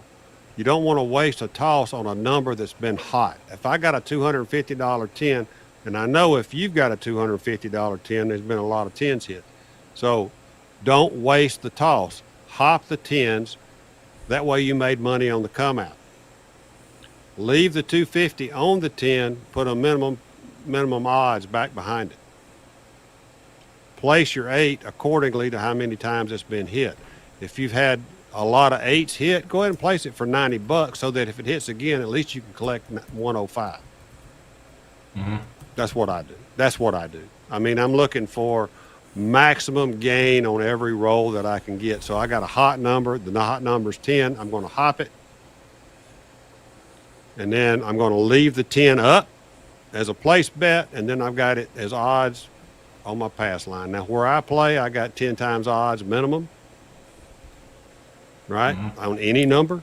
Some places, I got 100 times odds. And in Biloxi, there's one casino that does 20 times odds. In Tunica, there's one casino that does 100 times odds. So you can play those games a little differently. You can play a $10 pass line. If you got a $10 game, you can put $1,000 odds on it. All right? But I like max odds on most numbers for 2 or 3 tosses, and then I regress my odds. If that makes sense. You know, Yeah. where I'm at, it's like $15, 10 times odds. Let's go 150. Let's go 150 odds in Biloxi. If I hadn't hit that point, whatever that point is, 6, 8, or 9, 10, whatever it is, in 2 or 3, I'm going to start pulling chunks of 50 off until I leave it at $50 odds. So I'm going to pull basically $100 off after the 3rd roll. The 4th roll, I'm down to $50 odds on that bet. That's the way I play it. So I figure if I can't hit it that quick enough, then I don't want to leave that exposure out there. But if it still hits, I still make some good money. Yeah. I only play the pass line when I'm shooting. And, you know, the good rolls that I've had where, you know, I'm hitting numbers, I'm hitting points, it's almost like I forget to increase my pass line bet. So, I might end up with that is a problem. I mean, we all get into that. I can remember one time I just kept hitting point after point after point after point, and I couldn't make any serious money because I couldn't. You know, I could have placed the numbers, right? But you forget. I mean, you're all in this. You get all in the game, and you're thinking about shooting, and you forget you could just go ahead and raise that pass line up, right? That's one thing that we forget we can do. You can also, just like this guy right here said, in Biloxi for sure, they'll let you increase your pass line bet because it's a contract bet. You can't take it down just to increase your odds. And Right. I've done that in Vegas too. But a lot of players that have played a long time will run a progression on their numbers and leave those numbers up all the way through the hand or session and let the odds be a different game behind it. So if you've got a $420 6, they're going to leave it up there even if the point becomes 6, right? That's why I like to hop it. I'm going to hop the hot number, even at $5 a piece, whatever it is. Just hop it so you don't waste that roll. I've seen a guy one time, Jonathan. He had a $5,000 4. The point was 5. He made the point of 5 and did not hop the 4. And then he set the point of 4. And that was the last 4 thrown. Right? So that tells you enough right there. You got to hop the hot number. Yeah, that's a good point, because there's, the come out rule. If you have place bets, I mean, it's somewhat of a wasted roll, right? Unless you're on, but then you're risking. Yep, that's why you got to hop that hot number. That makes sense. If you're deep into it, hop the hot number.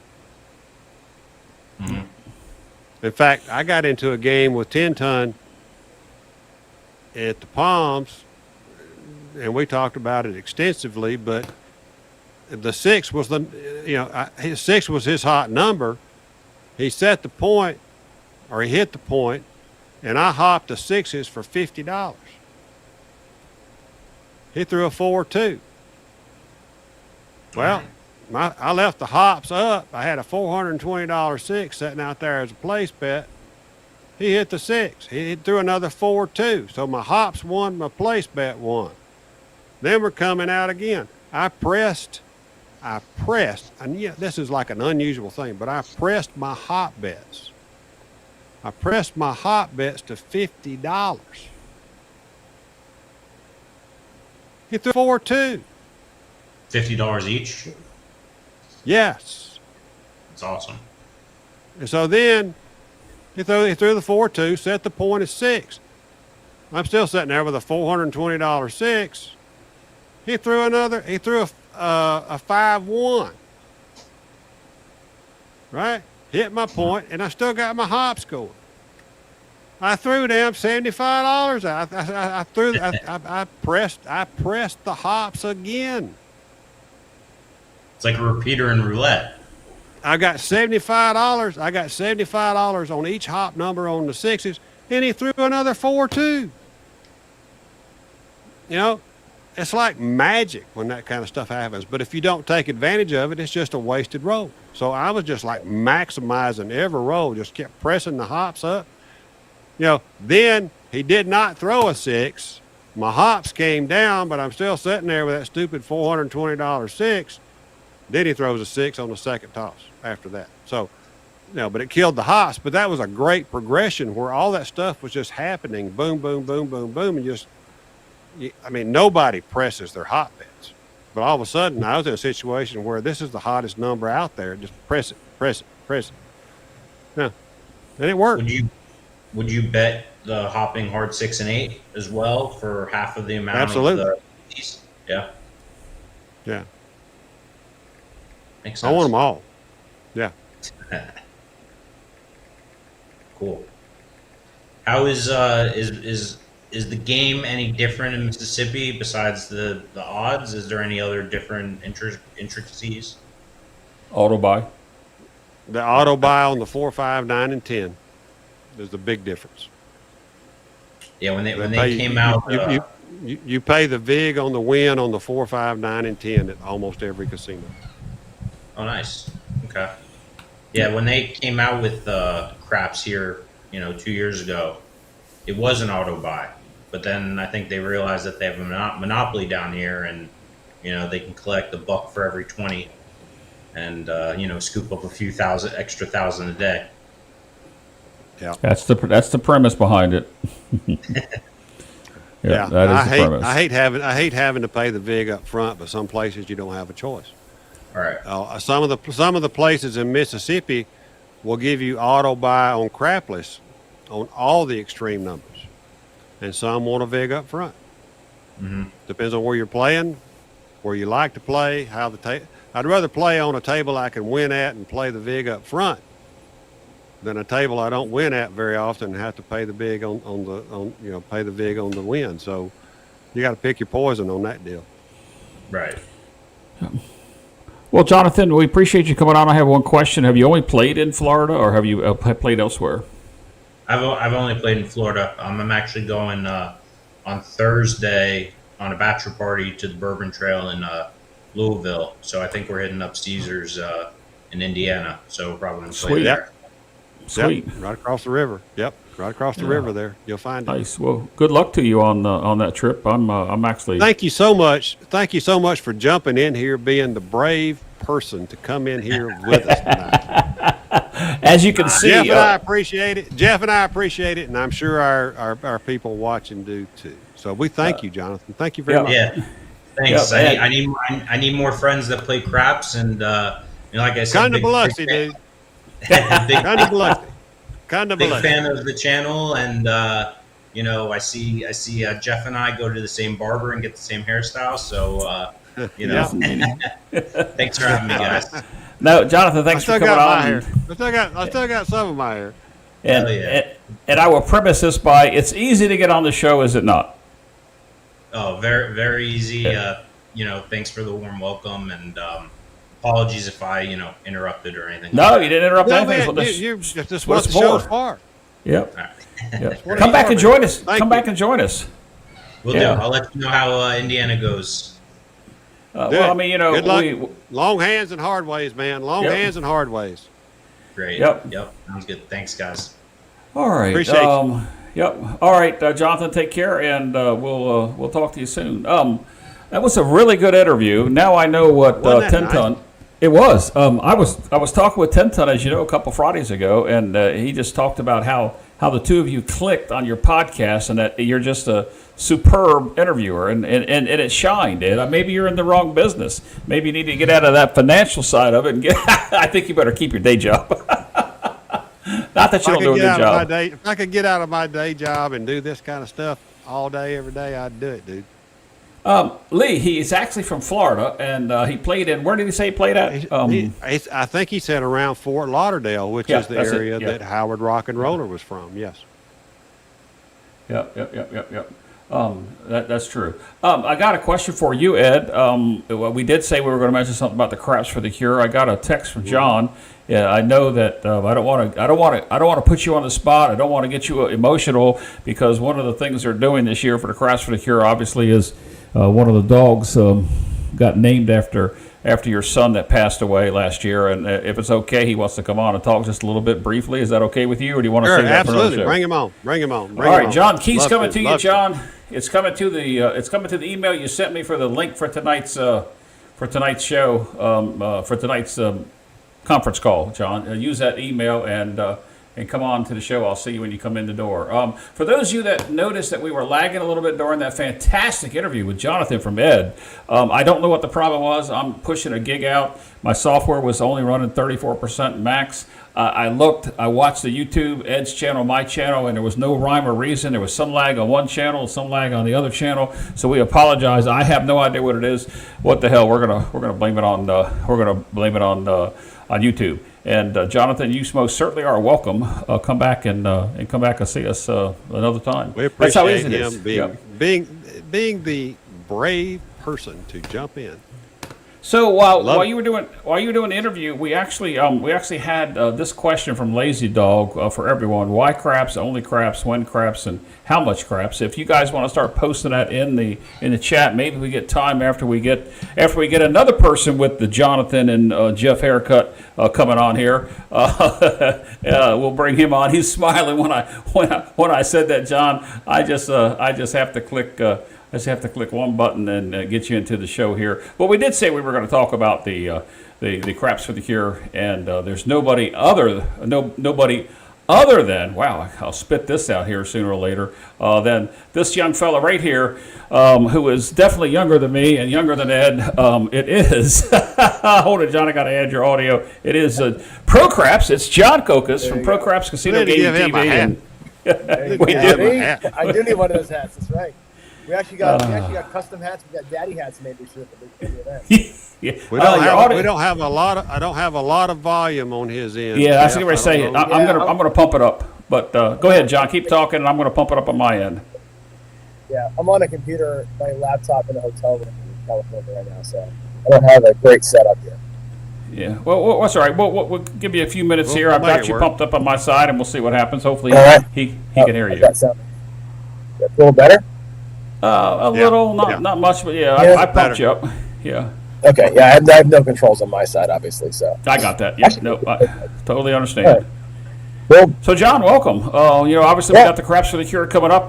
We had a conference call tonight with most of the people that are helping you out there. It's last. You like the way you labeled it, last conference call, and you're getting ready. It's just a few weeks away. Yeah. Tell us all about it. It's crazy. It's like 3 weeks away. I can't talk about something sneaking up on you. It's snuck right up on me. But yeah, it's going to be my birthday weekend. Not that that's what it's about, but we just picked it because I knew there was nothing happening in Vegas this year. I've made a mistake with this thing the last couple of years, where 2 years ago we did it on F1 weekend, which was probably dumb. Last year we did it on a NASCAR weekend, which was just as dumb. So this year I scouted the calendar out and I'm like, hey, there's nothing going on my birthday. Let's just do it there. My wife will come, and it'll be a nice, easy thing. And it turns out that Vegas I'm not doing so great. So the rooms are available, they're cheap.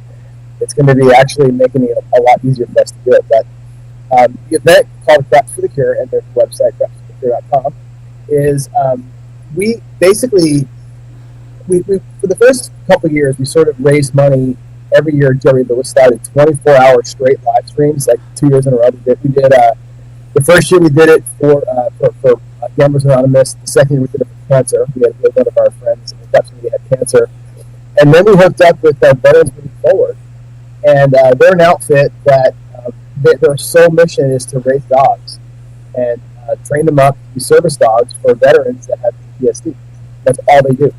And it's a little org. It's like 6 or 7 people.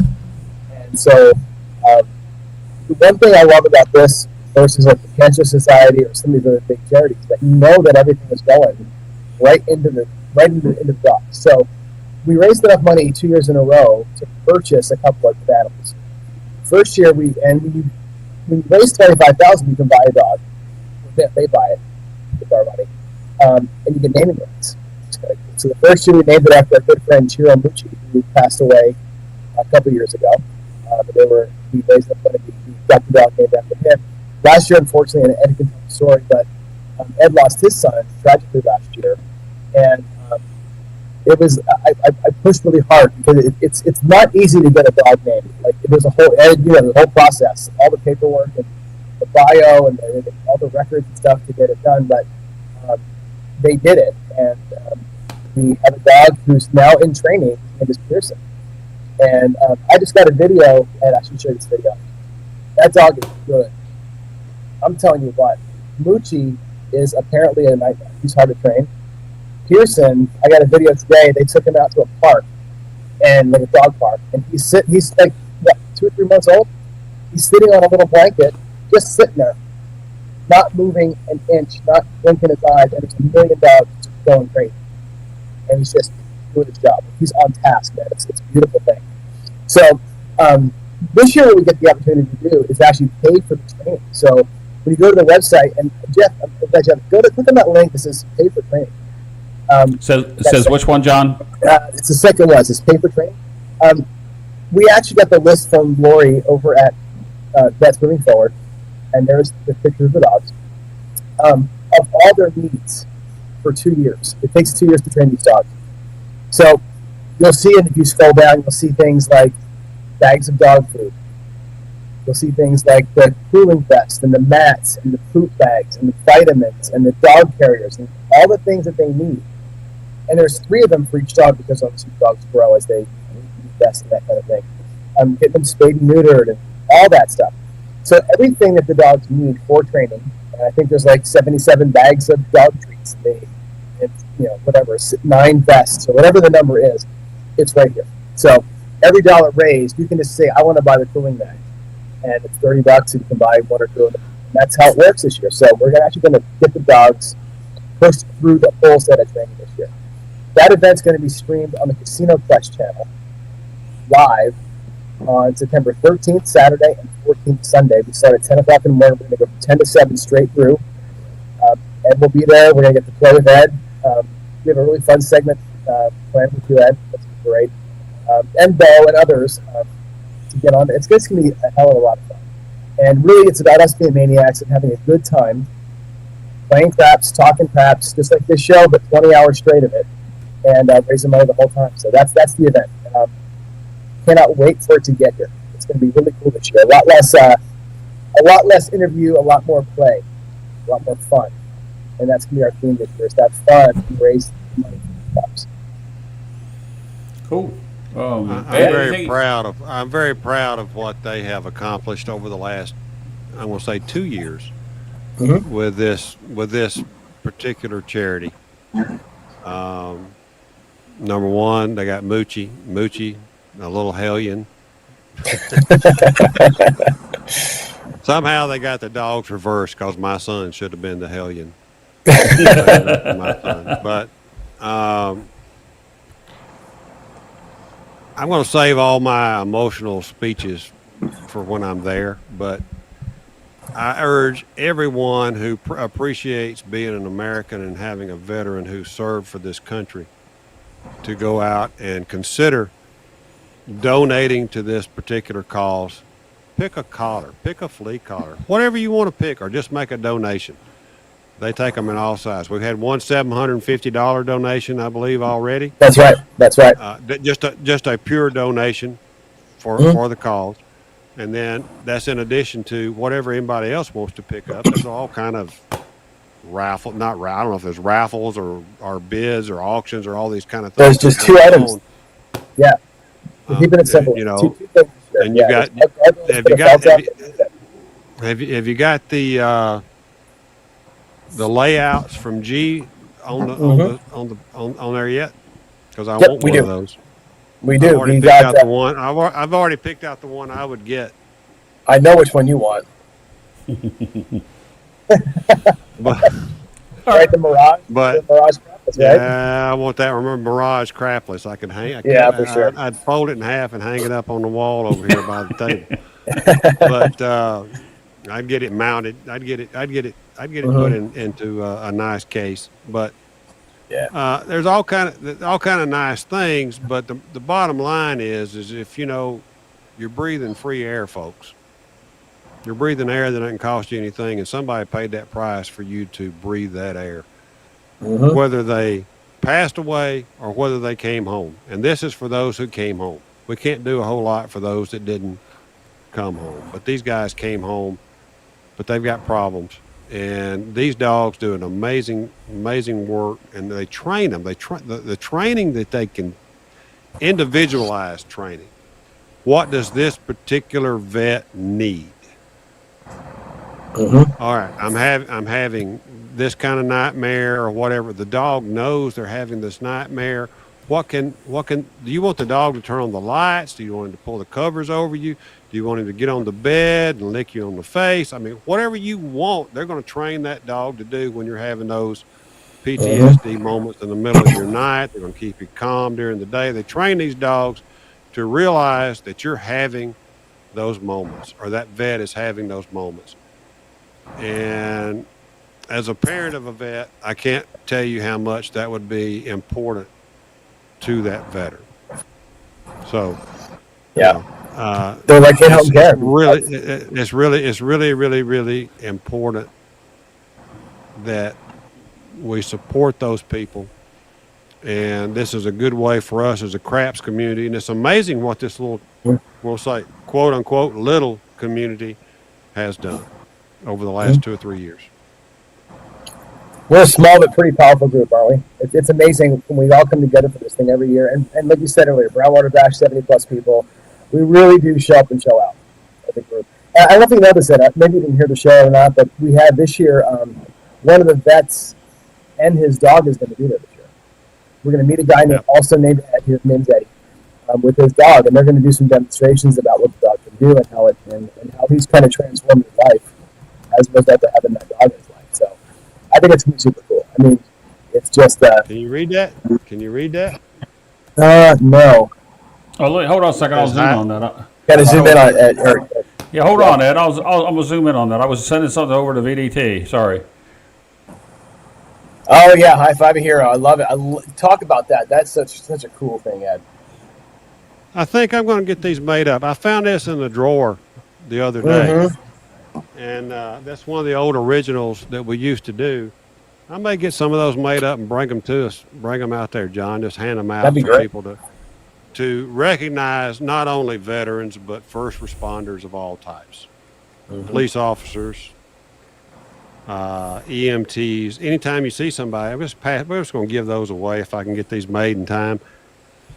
Go up to a guy, you see somebody, you see them in uniform, give me 5. Give them 5, I got something for you, and slide that on their wrist. Just want to thank you for what you do for my community or for my country.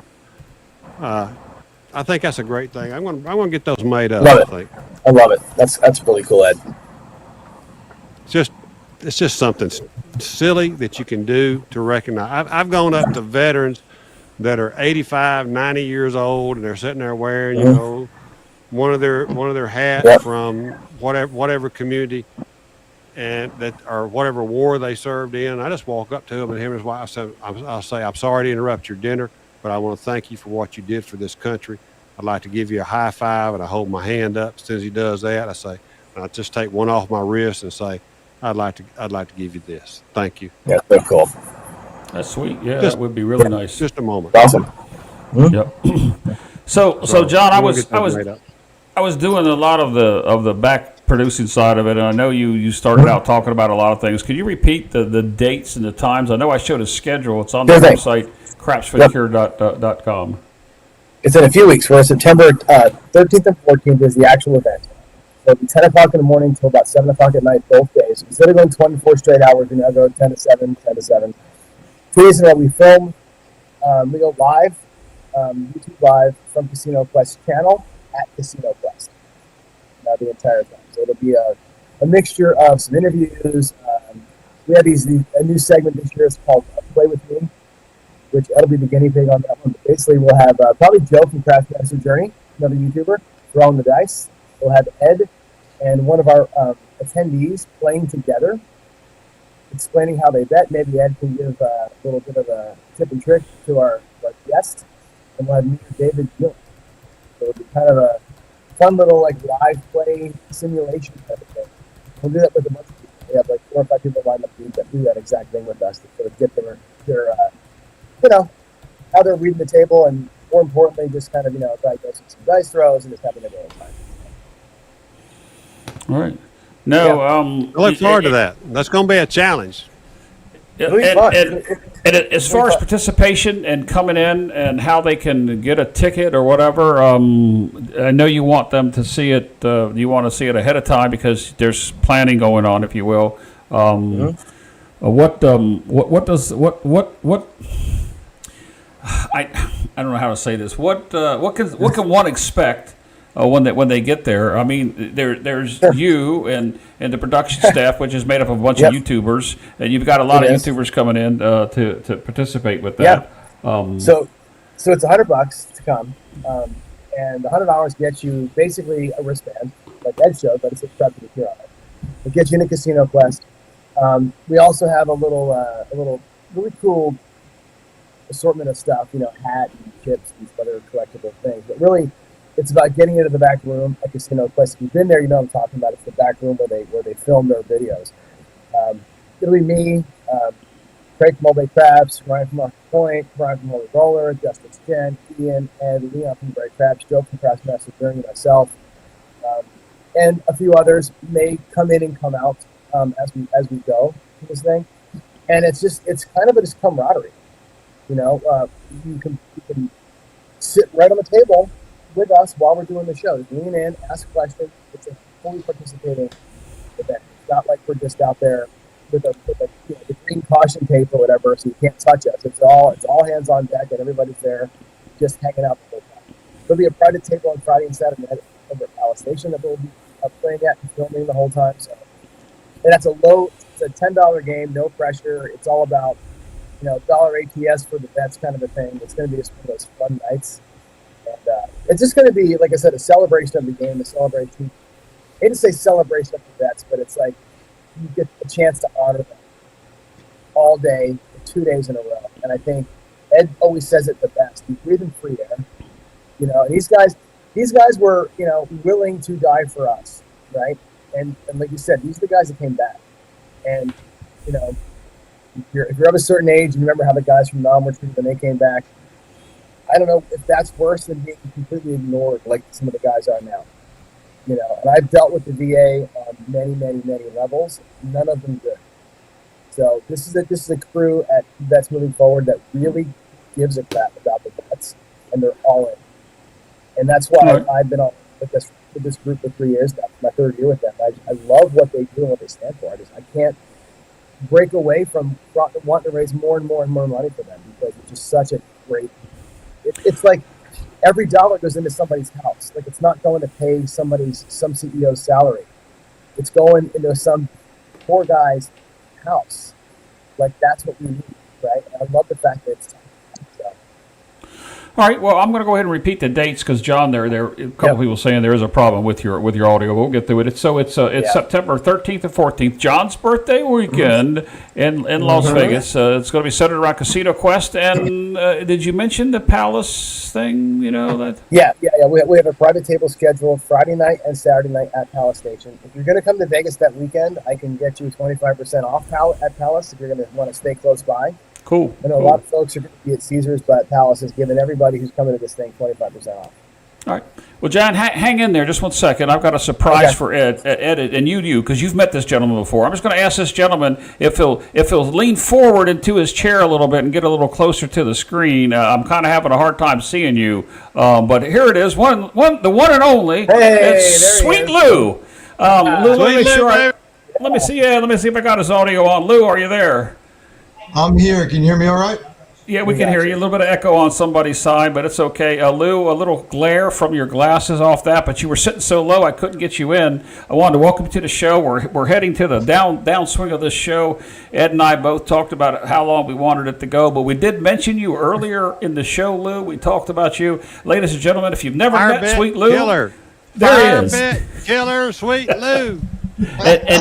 And John, you had an opportunity to play with Lou a couple years ago. I did. Yeah. So, Lou, what brings you on the show tonight? Well, I figured since I hit that 5-point fire bet, everybody would like to hear it.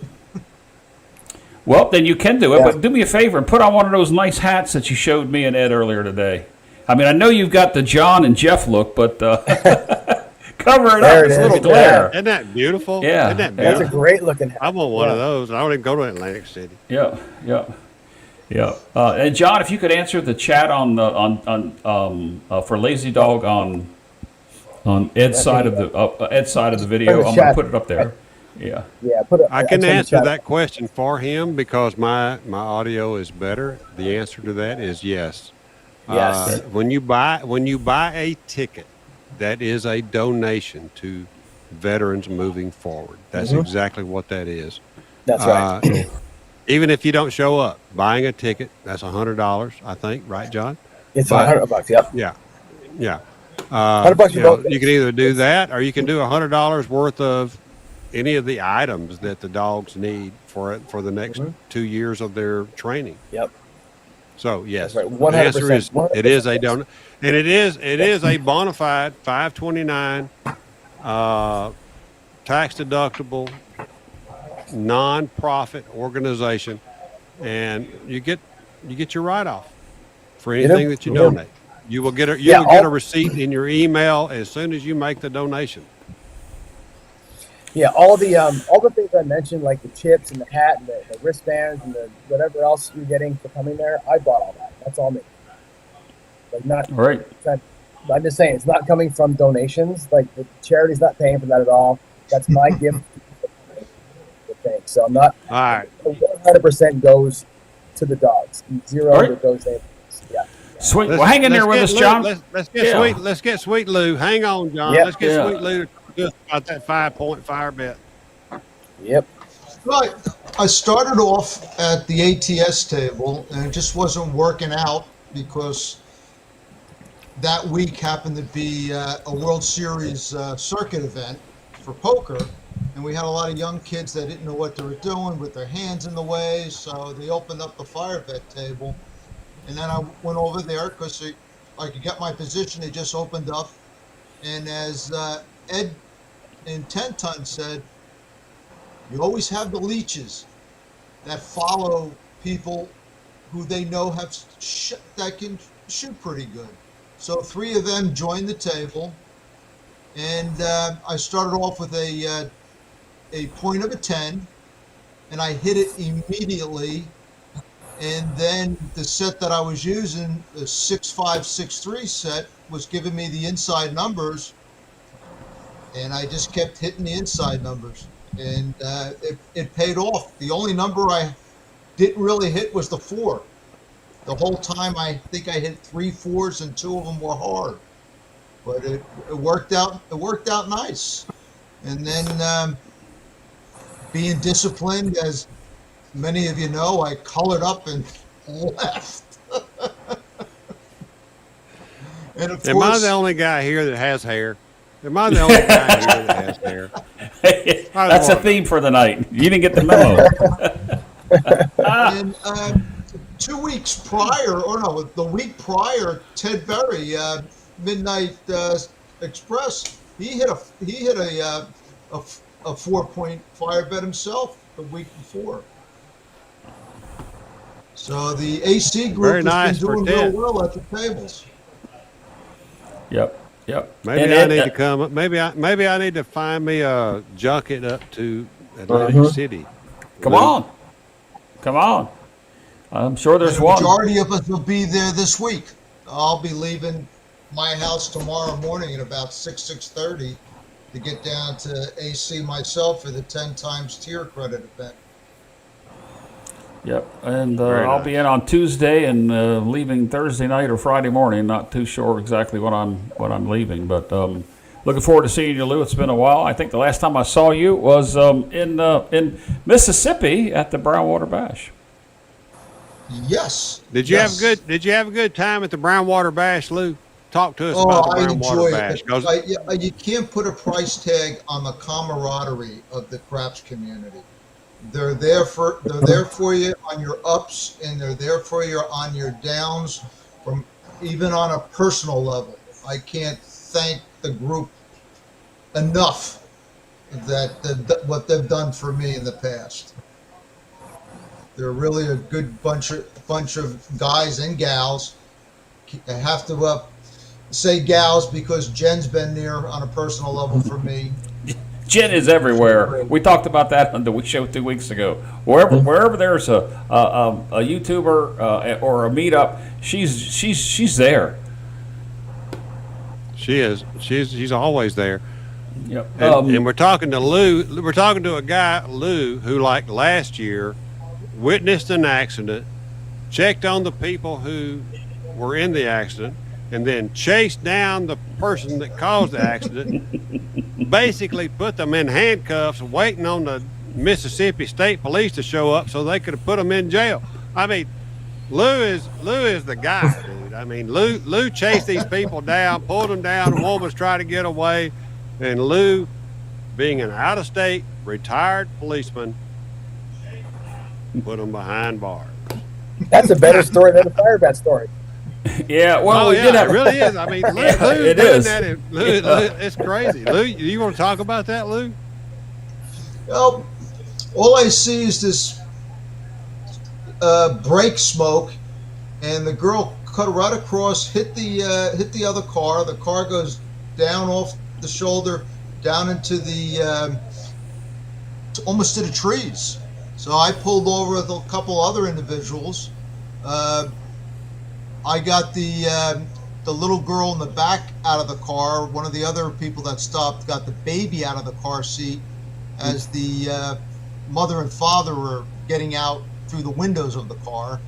And then somebody yelled, "Look, she's getting away, she's getting away." And since my car was the closest, I said, "Well, I'll go follow her," and ended up following her for about 2.5, 3 miles until her tire practically fell off and she was riding on her rim and pulled into a gas station and waited for the Mississippi State Police to get there.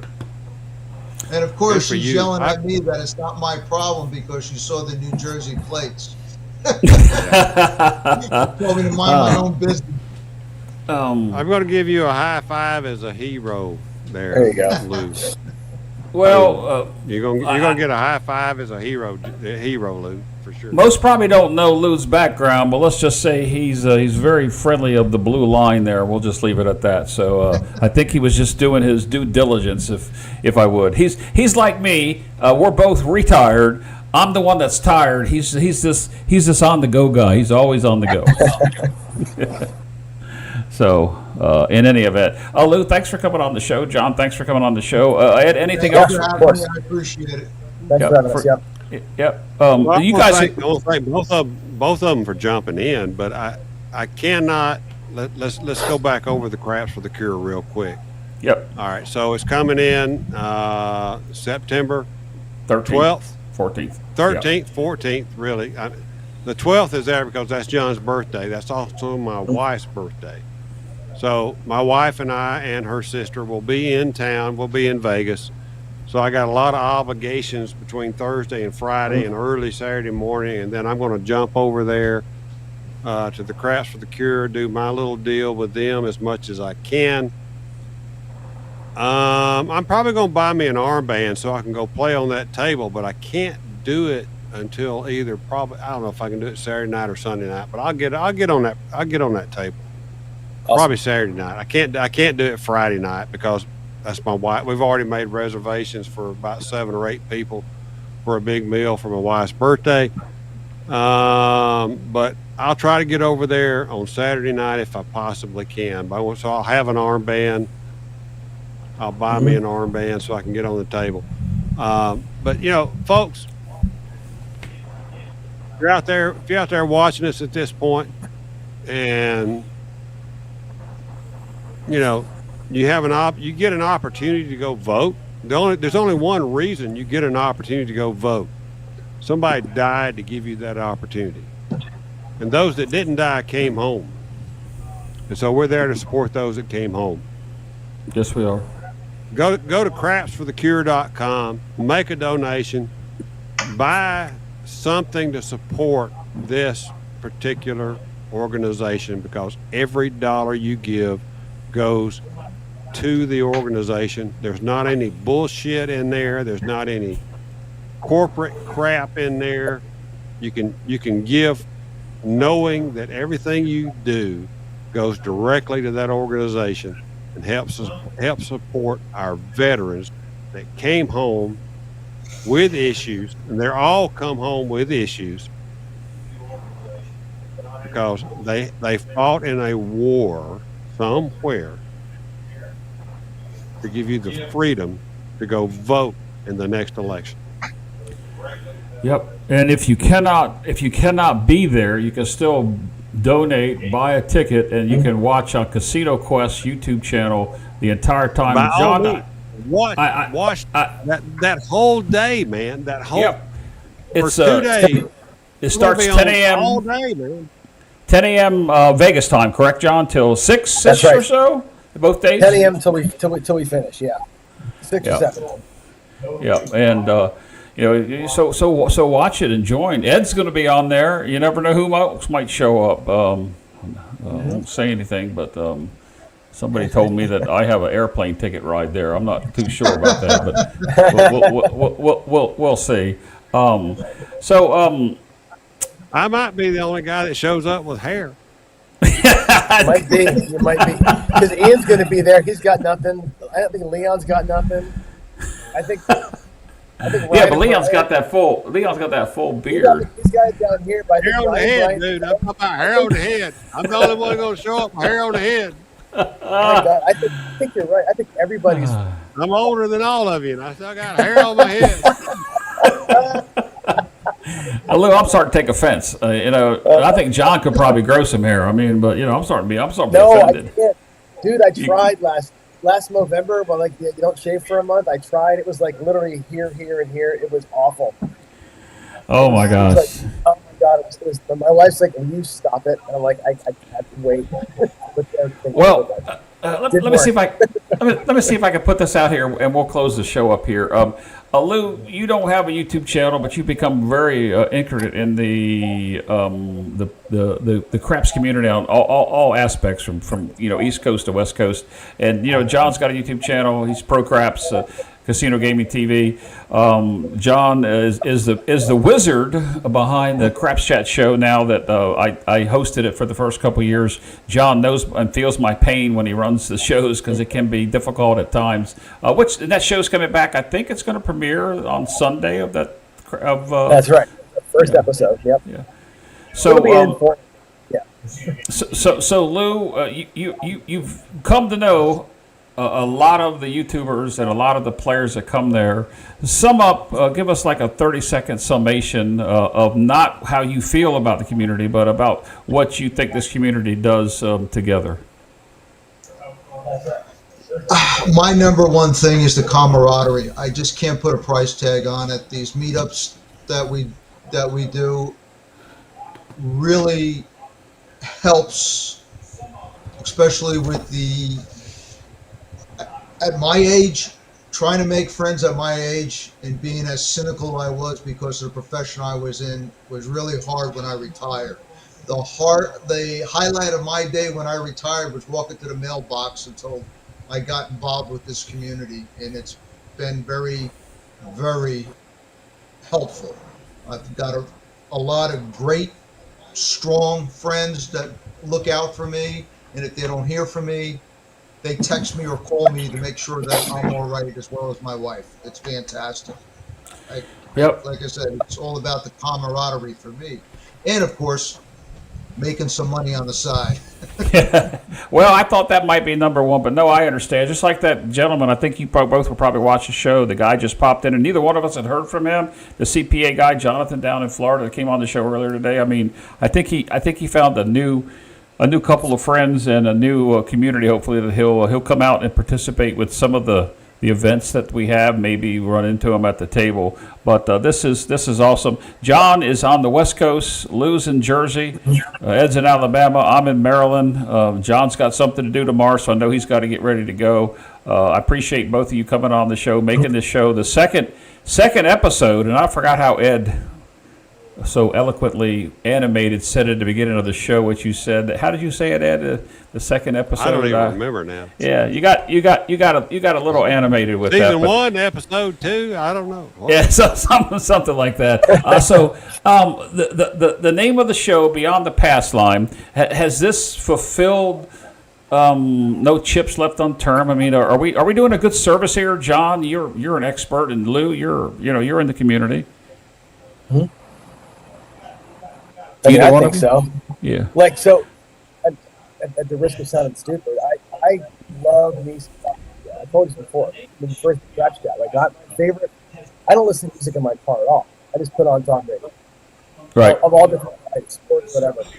And I could do it all day long. So when you first did Crap Chat on the talk radio format, like, that's freaking perfect because, you can do a podcast like Ed, like with 10 ton. I can do my daily show, and we can all do these videos. And it's all kind of the same. This is, you can't predict what's going to happen. Well, right? It's always fresh and different, and it's like, even if the same questions get asked every week, someone who's watching it, and it's just, I think I love the format. I really like this format. Yep. No, I mean, go ahead. It's spontaneous. That's what I like about it, because you don't know what's going to happen. Well, just like Casino Tears. Well, there's a different atmosphere between 10 Ton and Ed, and I've known Ed for multiple years. I've only known 10 Ton for a little while, but I had an opportunity to talk to him recently, and the way that he described Ed was spot on. Ed and I sort of clicked a few years ago. It's been going ever since then, and neither one of us kind of hold back punches. Ed's told me a few things here this past year that I needed to hear, and I appreciate that friendship, but it's all good. Just want to know what you thought of the show, and I asked Ed when he thought we were going to do this again, and his first reaction was maybe in a year. Here we are back 2 weeks later. Oh my! Yes, I know there's audio problems with John. That is totally your fault. That is totally your fault. But everybody, you got to understand, John is in a hotel far, far away from home, and he's using hotel Wi-Fi trying to jump in here. So there's going to be an audio issue. We can't help that. That's just a matter. That's just a situation of the internet. But little do most people know, his audio was excellent like 2 hours ago. he was coming through. All right, guys, we do have to wrap this up. There's so many craps people online right now that it's just killing the internet, right? Right? But Yeah. Lou, I appreciate you as a friend. John, I appreciate you as a friend, even though I make fun of you all the freaking time. Love it. All right, guys. Take care, Appreciate gentlemen. every one of you. Yep. Go ahead, Ed. Do your role practice like you know. Yeah. All right. So everybody, look, go to craftsforthecure.com, support the cause, practice like you play like you practice. Go roll to win. All right, guys. We'll see you on the next one. John and Lou, hang in here. Let's go ahead and get out of here. We'll see you. Lord knows when the next one will be because the Craps for the Cure is coming up, and I'm heading that way. I'll be in Atlantic City this coming week, but I hope Ed and I will be back. We appreciate all your comments, all your text messages and emails that we got after the first show. Hopefully they'll continue. As always, God bless each and every one of you. Be safe and play smart.